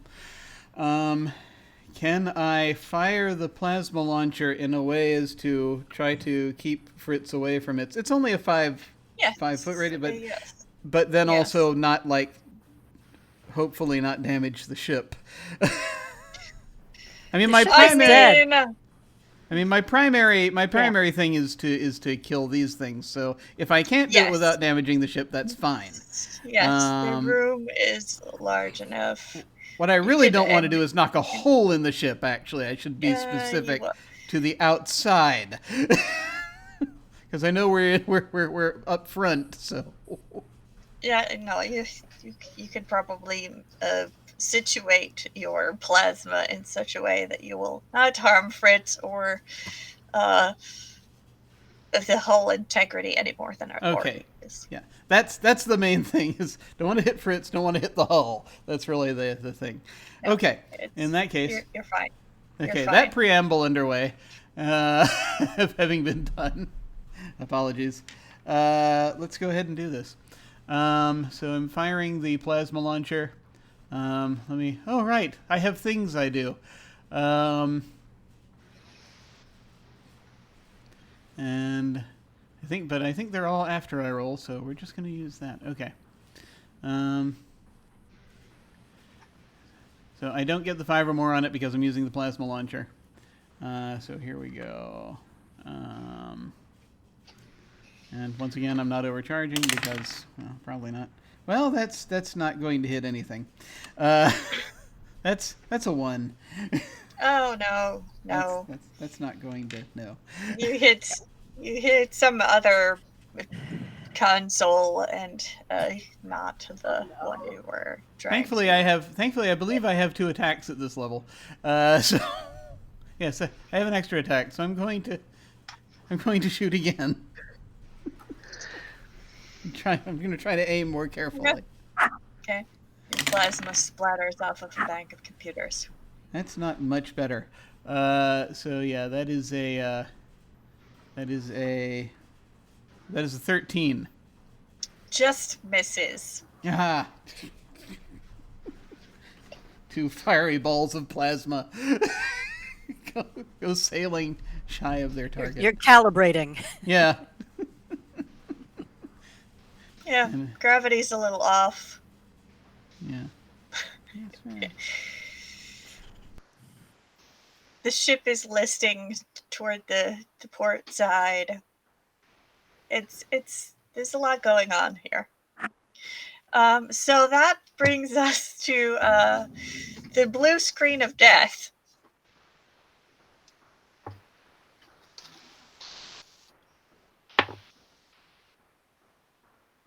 Which attempts to attack Fritz.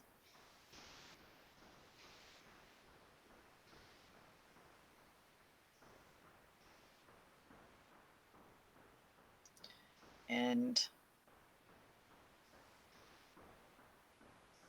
that is going to be a 15 as it attempts to crawl over you and bite. Because these are apparently... Biting? Yeah, little biting software bugs that are apparently actual bugs for some reason. Apparently. Hey.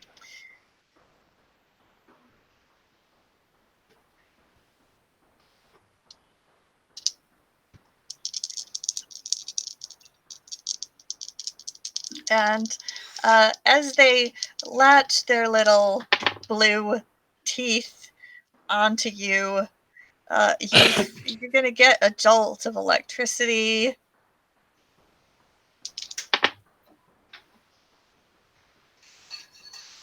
Ten points of lightning damage. Ouch. That's a dent.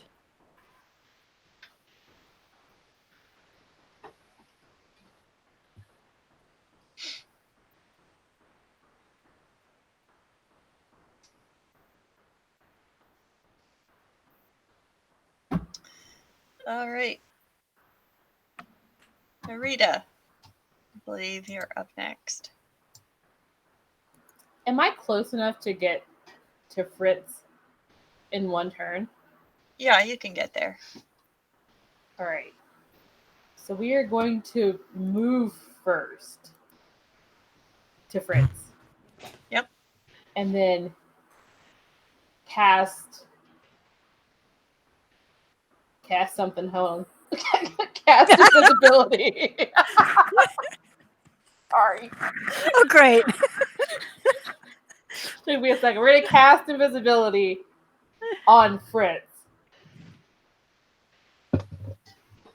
Okay.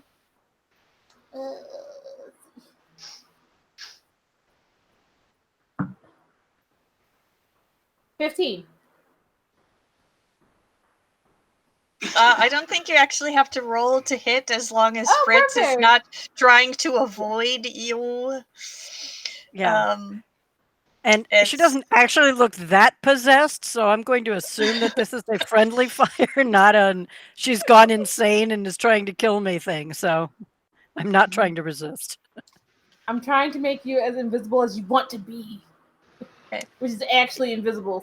So you can Yes, hide. that's Invisibility. there you go.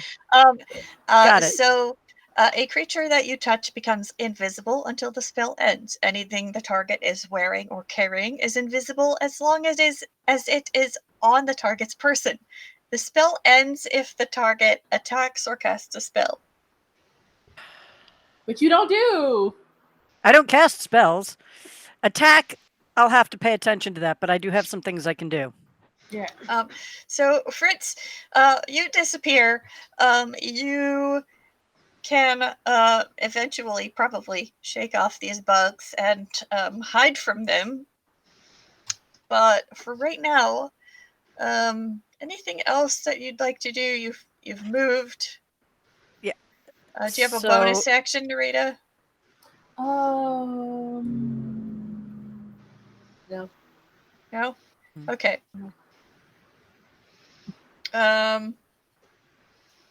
Fritz, what was your roll again? Were you before or after Lasness? I was after lessons. I was the 2. Okay.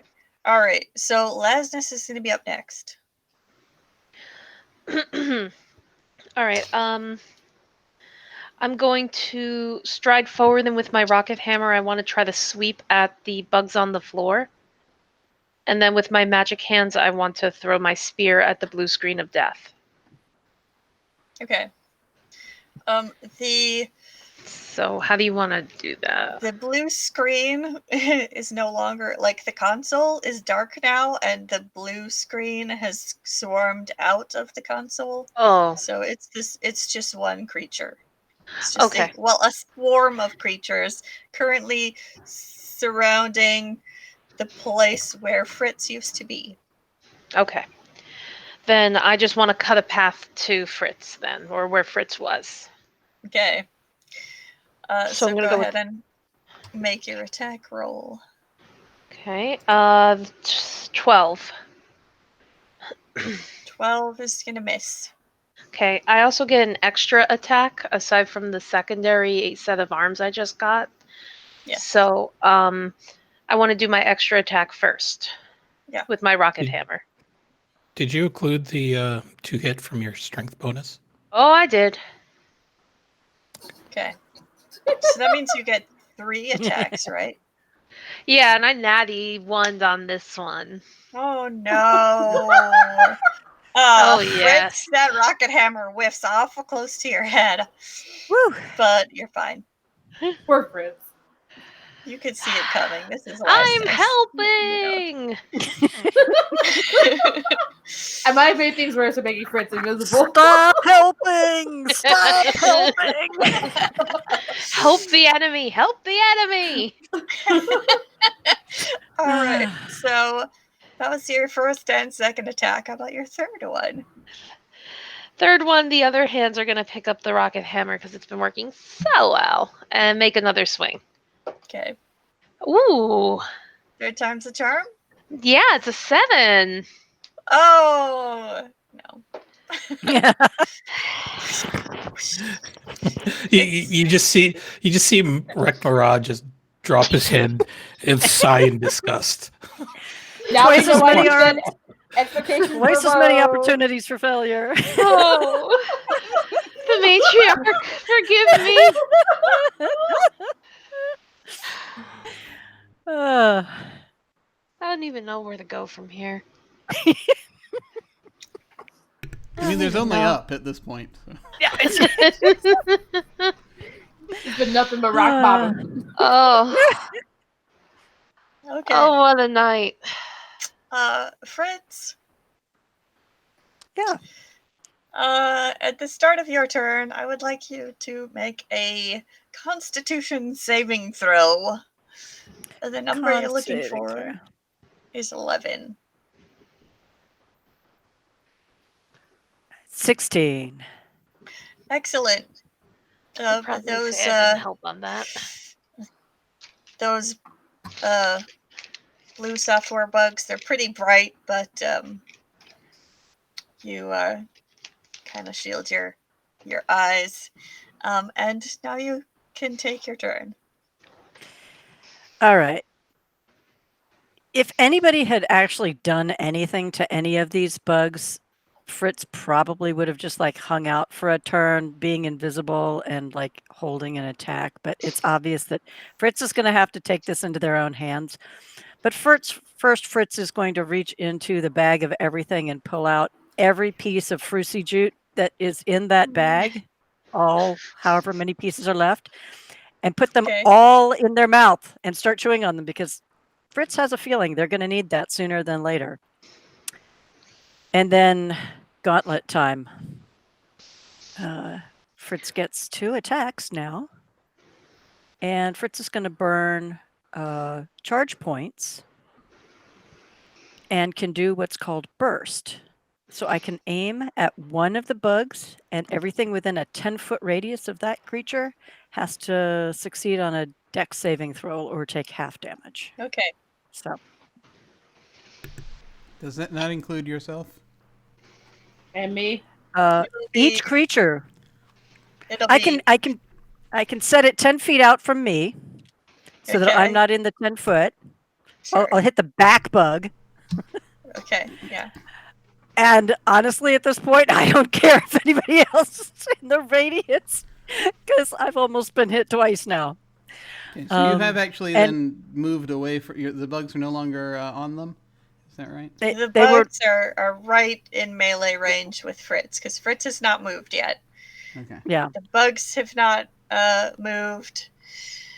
So Narita, Lasnus, and Fritz are all in melee with the bugs, but Fritz is trying to aim it on the backside, so everyone is out of range. Just me. It's like if the others are in it, it's like just if you. it's like Okay. If the others are in range, I'm gonna try to manipulate this, but it's like if it's a sphere, right, 10 feet. That like the 10 feet is like right in front of me, right. And then the rest of it is like may God have mercy on your soul. So, all right, it's not that much damage, okay? It's cold. It's cold. What's your DC?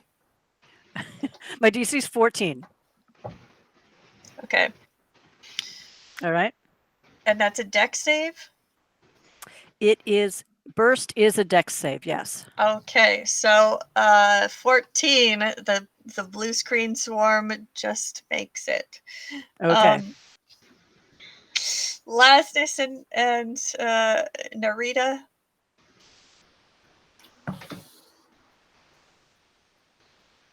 Six. Oops. Six. Yours truly a 0 dex.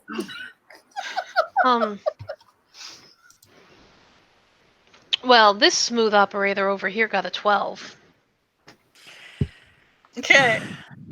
All right, let's hit my teammates, right? Luckily, you only take half the damage.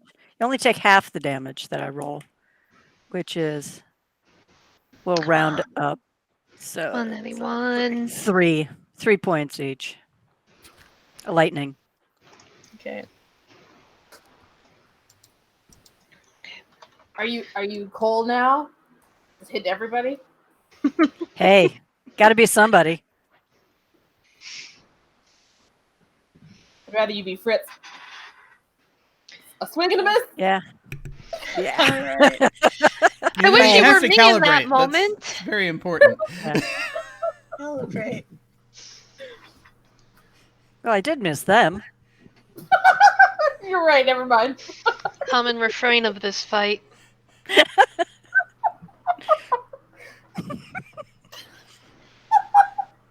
Does does the blue screen swarm still take half damage on a success? No, the swarm, the rest of the swarm takes half damage if they fail their throw. They don't take any damage if they make it. Okay. Oh, but I get 2 turns, so I get to do the same thing again. Sorry. Oh, All Lord. right. Yep. Good, Everybody good roll it to know. again.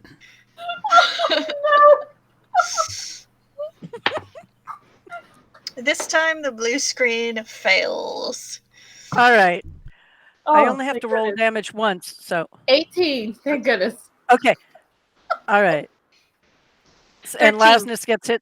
Oh, no, 14. So Lasnus gets hit again. It's that All kind right. of night. All right. What's the So, damage?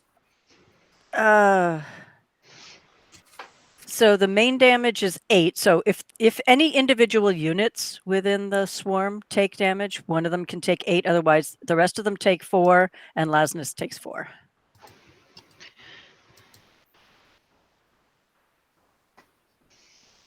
All right. Well, the blue screen swarm failed its save, so it's gonna take the whole damage.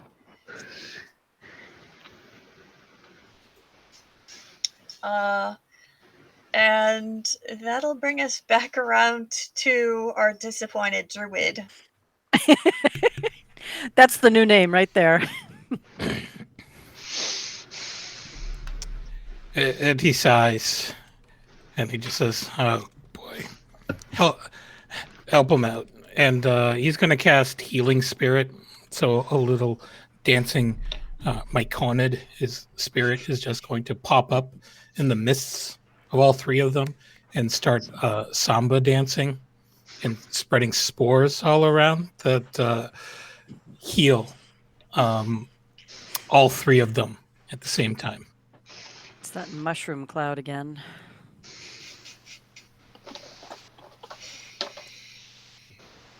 Given you were the source of the damage, you can't disparage that mushroom cloud. No? Okay, so everyone gets 8 points of damage healed back. Oh. Okay. That's nice. And we have recovered. Thank you, oh effervescent one. Is that for me too then? Yes, assuming that all of you are within 5 feet of it. Yay. Yeah. All right. Cool. Okay, let's see if I'm done calibrating. See how much more damage we need to be healed from next turn. Yeah, let's find out. All right, here we go again. I'm gonna backtrack to read his bonus action is ducking. And now, more plasma. That one, oh, okay. I rolled a 19, which for me is a crit. Excellent. Yay! So, Excellent. so that's on the first shot with the plasma launcher. I get a crit, which I think. Am I rolling double or is it maxed? I can't remember. Roll double Okay. and then add your modifier. All right. I'd Oh, like okay, to roll twice. overcharge this shot if I may. You certainly may. Excellent, because just in case it happens to take it out. So let me go ahead and make sure. I think that's just an extra die, if I recall correctly. Yes. Okay. All right. So we'll do that. Yeah, it's the hot shot thing. Overheat. Sorry, overheat. Okay. All right. That's the third die. And so I roll double that. Is that right? Or am Yes. Yes. Okay. You double all your dice and then add the modifier. I? Awesome. So 4, 5, 6 dice. Okay. I don't really have a modifier, so on this. So let's see. Okay. Let's see. 15, 21, 22 damage Okay. on this first shot. Cole lines up shot with his plasma launcher, hits, scores a critical hit, and scorches away a significant chunk of this swarm of software bugs. There is less than half of it remaining. Awesome. I will go ahead and take my second shot.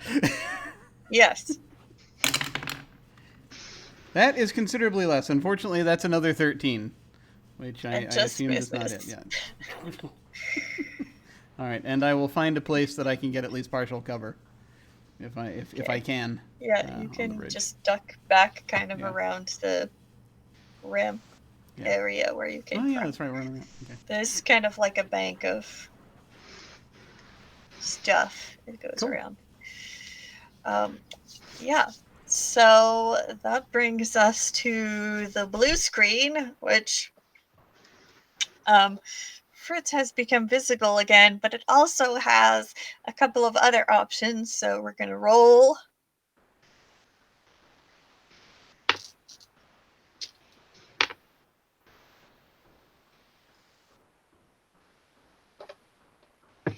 And it is going to go after Narita. And it will try to bite you as well. Oh, a D20. 17. Well, okay. It nibbled, I guess.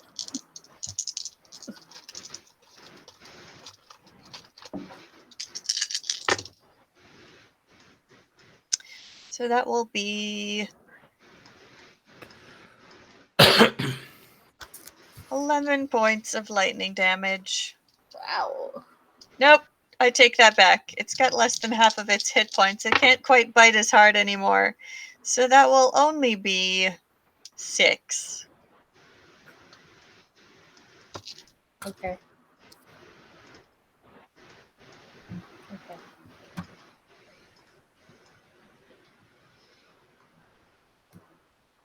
Rita just accepts her little nibbles and it's like flinging her arms around and it's like flopping around like the hell. Electrical sparks along the power suit. Narita, you're up next. All right. Well, all these little. What are these things made of? Is it inorganic? A software bug. Software bugs are half ethereal insects that nest within arcane terminals and chip computers, causing havoc for those who use them. These pests feed off the power sources found within such devices and multiply rapidly when they find a steady food supply. Usually, a few software bugs can be found within any large computer system, but when these bugs become numerous enough to swarm, the best solution is to usually call a debugger. Says Unum. Yes. So, bugs and stuff. Rita gets from her little pack or whatever, grabs a little tiny like shard of something and just like throws it on the ground, and then just like screams this really loud, intense scream. It just says "stop," and she's casting Shatter. Okay. Which is a constitutional save. What is the radius on that? Because I 10 believe that's an area of effect. 10-foot radius. Hopefully y'all got out of the way. Nope. Retribution. You're all still right next to each other. You and the software bug swarm and Lasness and Fritz. So. Uh-oh. That's not good, y'all. Maybe we should have cast this. And the healing mushroom. The healing mushroom. You might need it. The con save, you said, for Shatter? It's half damage. Yeah. Is it a Constitution? Yes. Okay. So that's for the blue screen swarm, it's 18 minus 1. 17. What is your DC? It's 13, so they're good, I guess. Okay. Is it kind of an all or nothing? Or does it take half damage? Half damage. Okay. Roll your damage. Oh, there's my other D8. Oh, there it is. Okay. And it is 9, 14. Okay. So it'll So take 7. Yeah. Lasness and Fritz, roll your Constitution save. 25. All right. Fritz covers their ears. Lasness. 17? Yeah, you're good. You're good. So half damage, though. So you all take 7 damage instead of 14. As this concussive wave of sound just spreads out. I forgot that you all were still right there. Sorry. Panic. Any fight you walk away from?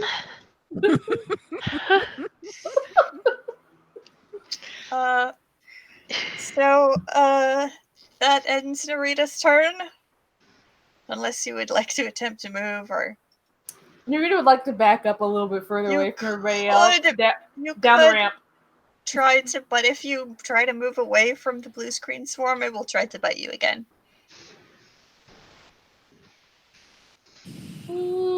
I feel like Lasness isn't doing so great with all this damage, so I'm gonna just.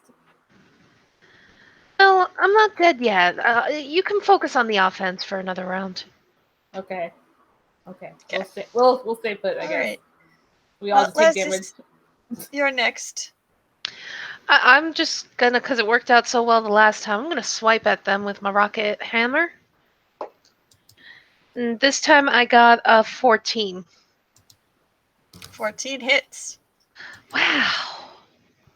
I almost don't know what to do. 7 points of damage on that first attack. So now I'm going to do... That 7 points with that first swing, you smash the last 5 software bugs under your rocket hammer.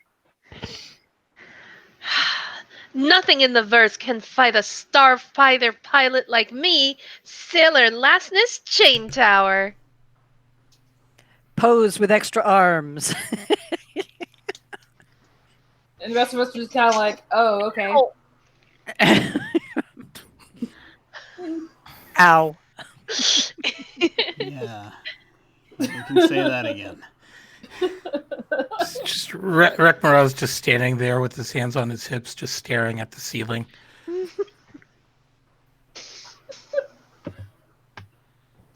Is your dancing mushroom still active? Or was that a one round thing? Oh, okay. No, it runs for... That's a good question. How long does that one run?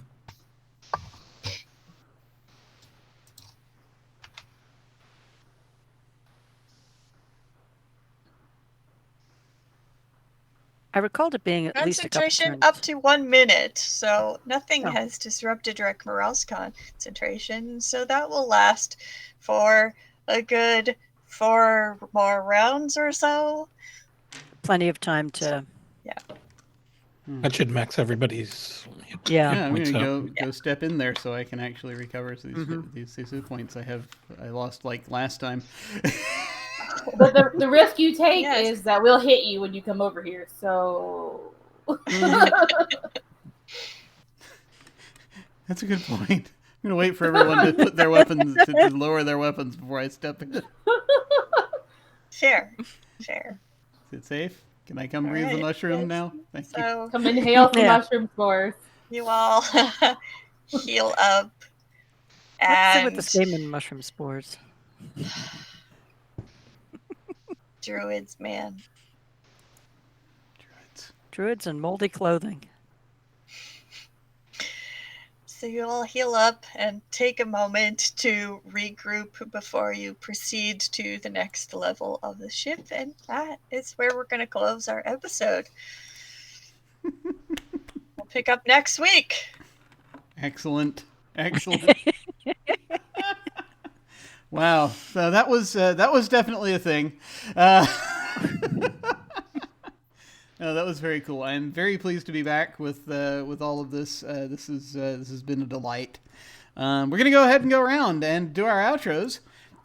Feel free to tell folks where they can find you and any favorite moments or other things you want to shout out about this episode. And we will start once again with our station master, Alyssa. Well, thanks for playing, everyone, and thank you all for watching. I have been having probably way too much fun taking you all through this ship. Now that you have finally gotten to it and finally get to explore all the lovely things and animated constructs and craziness.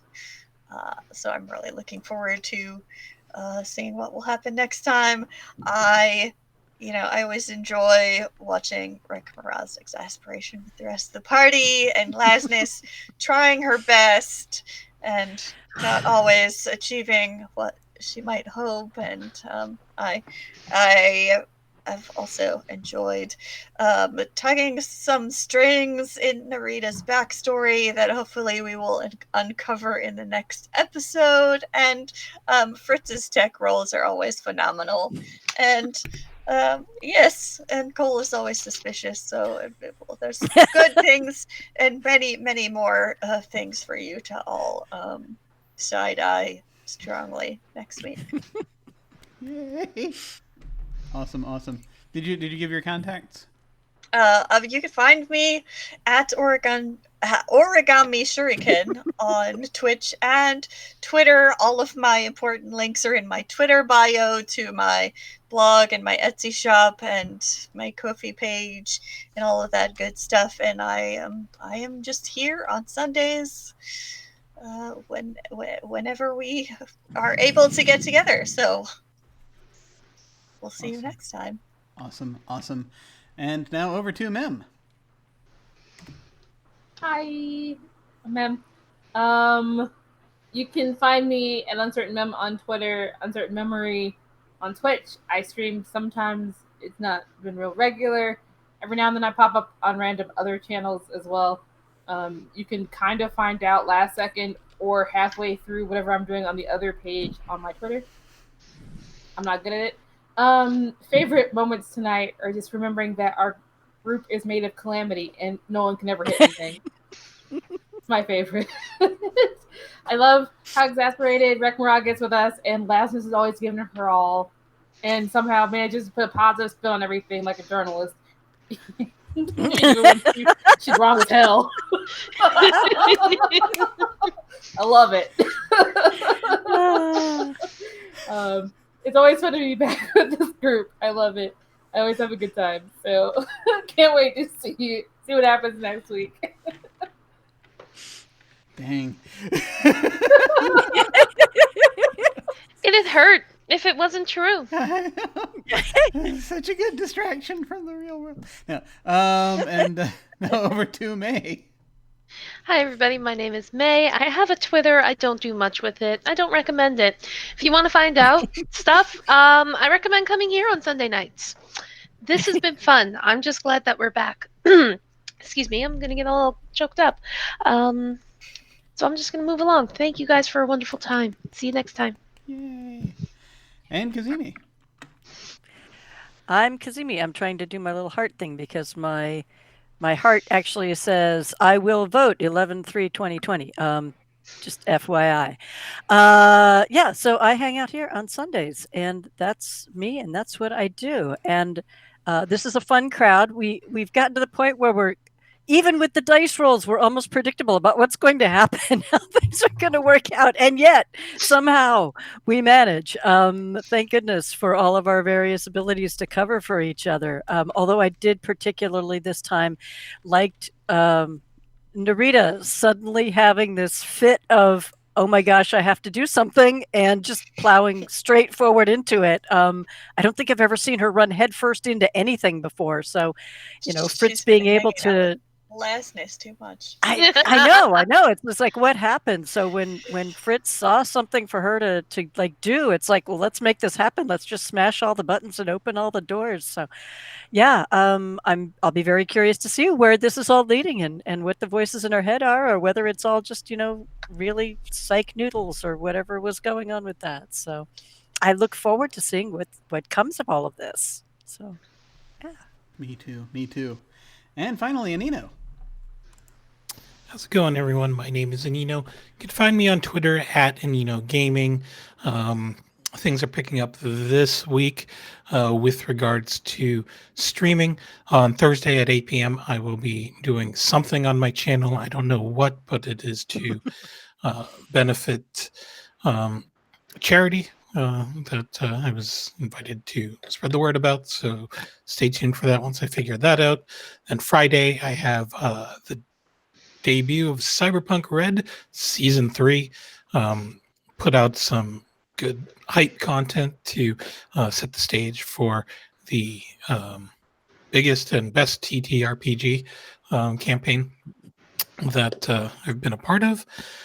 And then on Saturday, it's a doubleheader. I will be over on the Level Up Dice channel for the premiere of Scion, which is going to be DM'd by also Wandering DM. And where I play the offspring, I guess, of Sun Wukong, the Monkey King. And we'll be teaming up with a bunch of other crazy godlings, which may or may not be wise. And then and then Saturday night, you'll find me on Praxagora Thesmophoria's channel. God, I don't want to spell that. At 8 p.m. with Jim and Trooper and Alyssa and Prax for our I'm sorry, our historical drama, The Regiment, where we all play members of a British cavalry unit stationed in Spain for the Peninsular War. I can't believe I had to say all that. But if you want something that has so much drama and intrigue, you definitely tune in for that, because we're all crazy. It's true. It really is. Yep. Well, Not we as came up with a crazy thing called as your captain's wife. Oh, that is true, but we do have a scandal alcove though, so I was so delighted by the scandal alcove. It's just the perfect place to spread scandals. It is a delight. Awesome. I'm sorry. Was there anything else you wanted to? I think that's it, because then we come around to Sunday and this game.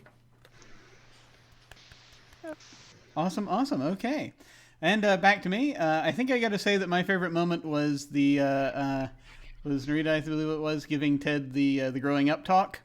That was a delight. That was wonderful. So that now we know that when Wismos go through puberty, they start forming Voltron. That's I guess just what happens. It's nature. Don't worry about it. Yeah, it's perfectly fine. It's perfectly fine. This is fine. Once again, I would like to give. I shall bow my head in thanks to Jade Nebula for the delightful artwork that you see before you. Once again, I'm Jim. You can find me at OtherDoc on both Twitch and Twitter. My website is jimyesthatjim.com, where you can find my Geek Observation podcast and links to my various other podcasts, audio dramas, writings, and such. And I have links down below to my to various other media. On this channel on Thursday night, we're hopefully going to be diving back into our scenario that we're playing of Witch Hunt. That is being that is in for a scenario for Spell the RPG, which is a game that was written by Taylor, who will be running the game for us, and so very delighted for that. We're witches in Massachusetts at a time when trials of such are going on. So that's a thing. What a peaceful, conflict-free time that you have selected for this story. I know, right? Just the perfect time to play witches when absolutely nothing bad is happening to them. Then, of course, Saturday I will be with Anino over on Praxagora Thesmophoria playing the regiment. And then back around to Sunday when we have more of this. And so very delighted for that. Very delighted that we've actually got games going again. So you don't have to only stare at me playing We Happy Few, though you still may wish to do that if you so desire, as that happens randomly between now and then. So right now, still no sign-ups as of yet, still getting all of that sorted out. But we're getting closer. We're getting closer to new stuff happening. So let's see. When we hit the end card, I'm going to send a raid over to somebody. We're probably going to raid, let's see... We're either going to raid Matev 7 or Pity for a Tale. Maybe I'll flip a coin. We'll figure out which. One of them is doing Masks. The other was doing Pathfinder. And, we'll just sort of... We'll feel whatever it is when we come to it. And that'll be when we hit the end card. So feel free to hang on and say hi to them with us. And once again, thank you all very much for watching. Please remember to go out and vote. Early voting is starting in a lot of places. Or if not yet, it's starting soon. It is a big deal right now. So please go forth and do this thing. Take care, folks, and we'll catch you next time. Farewell.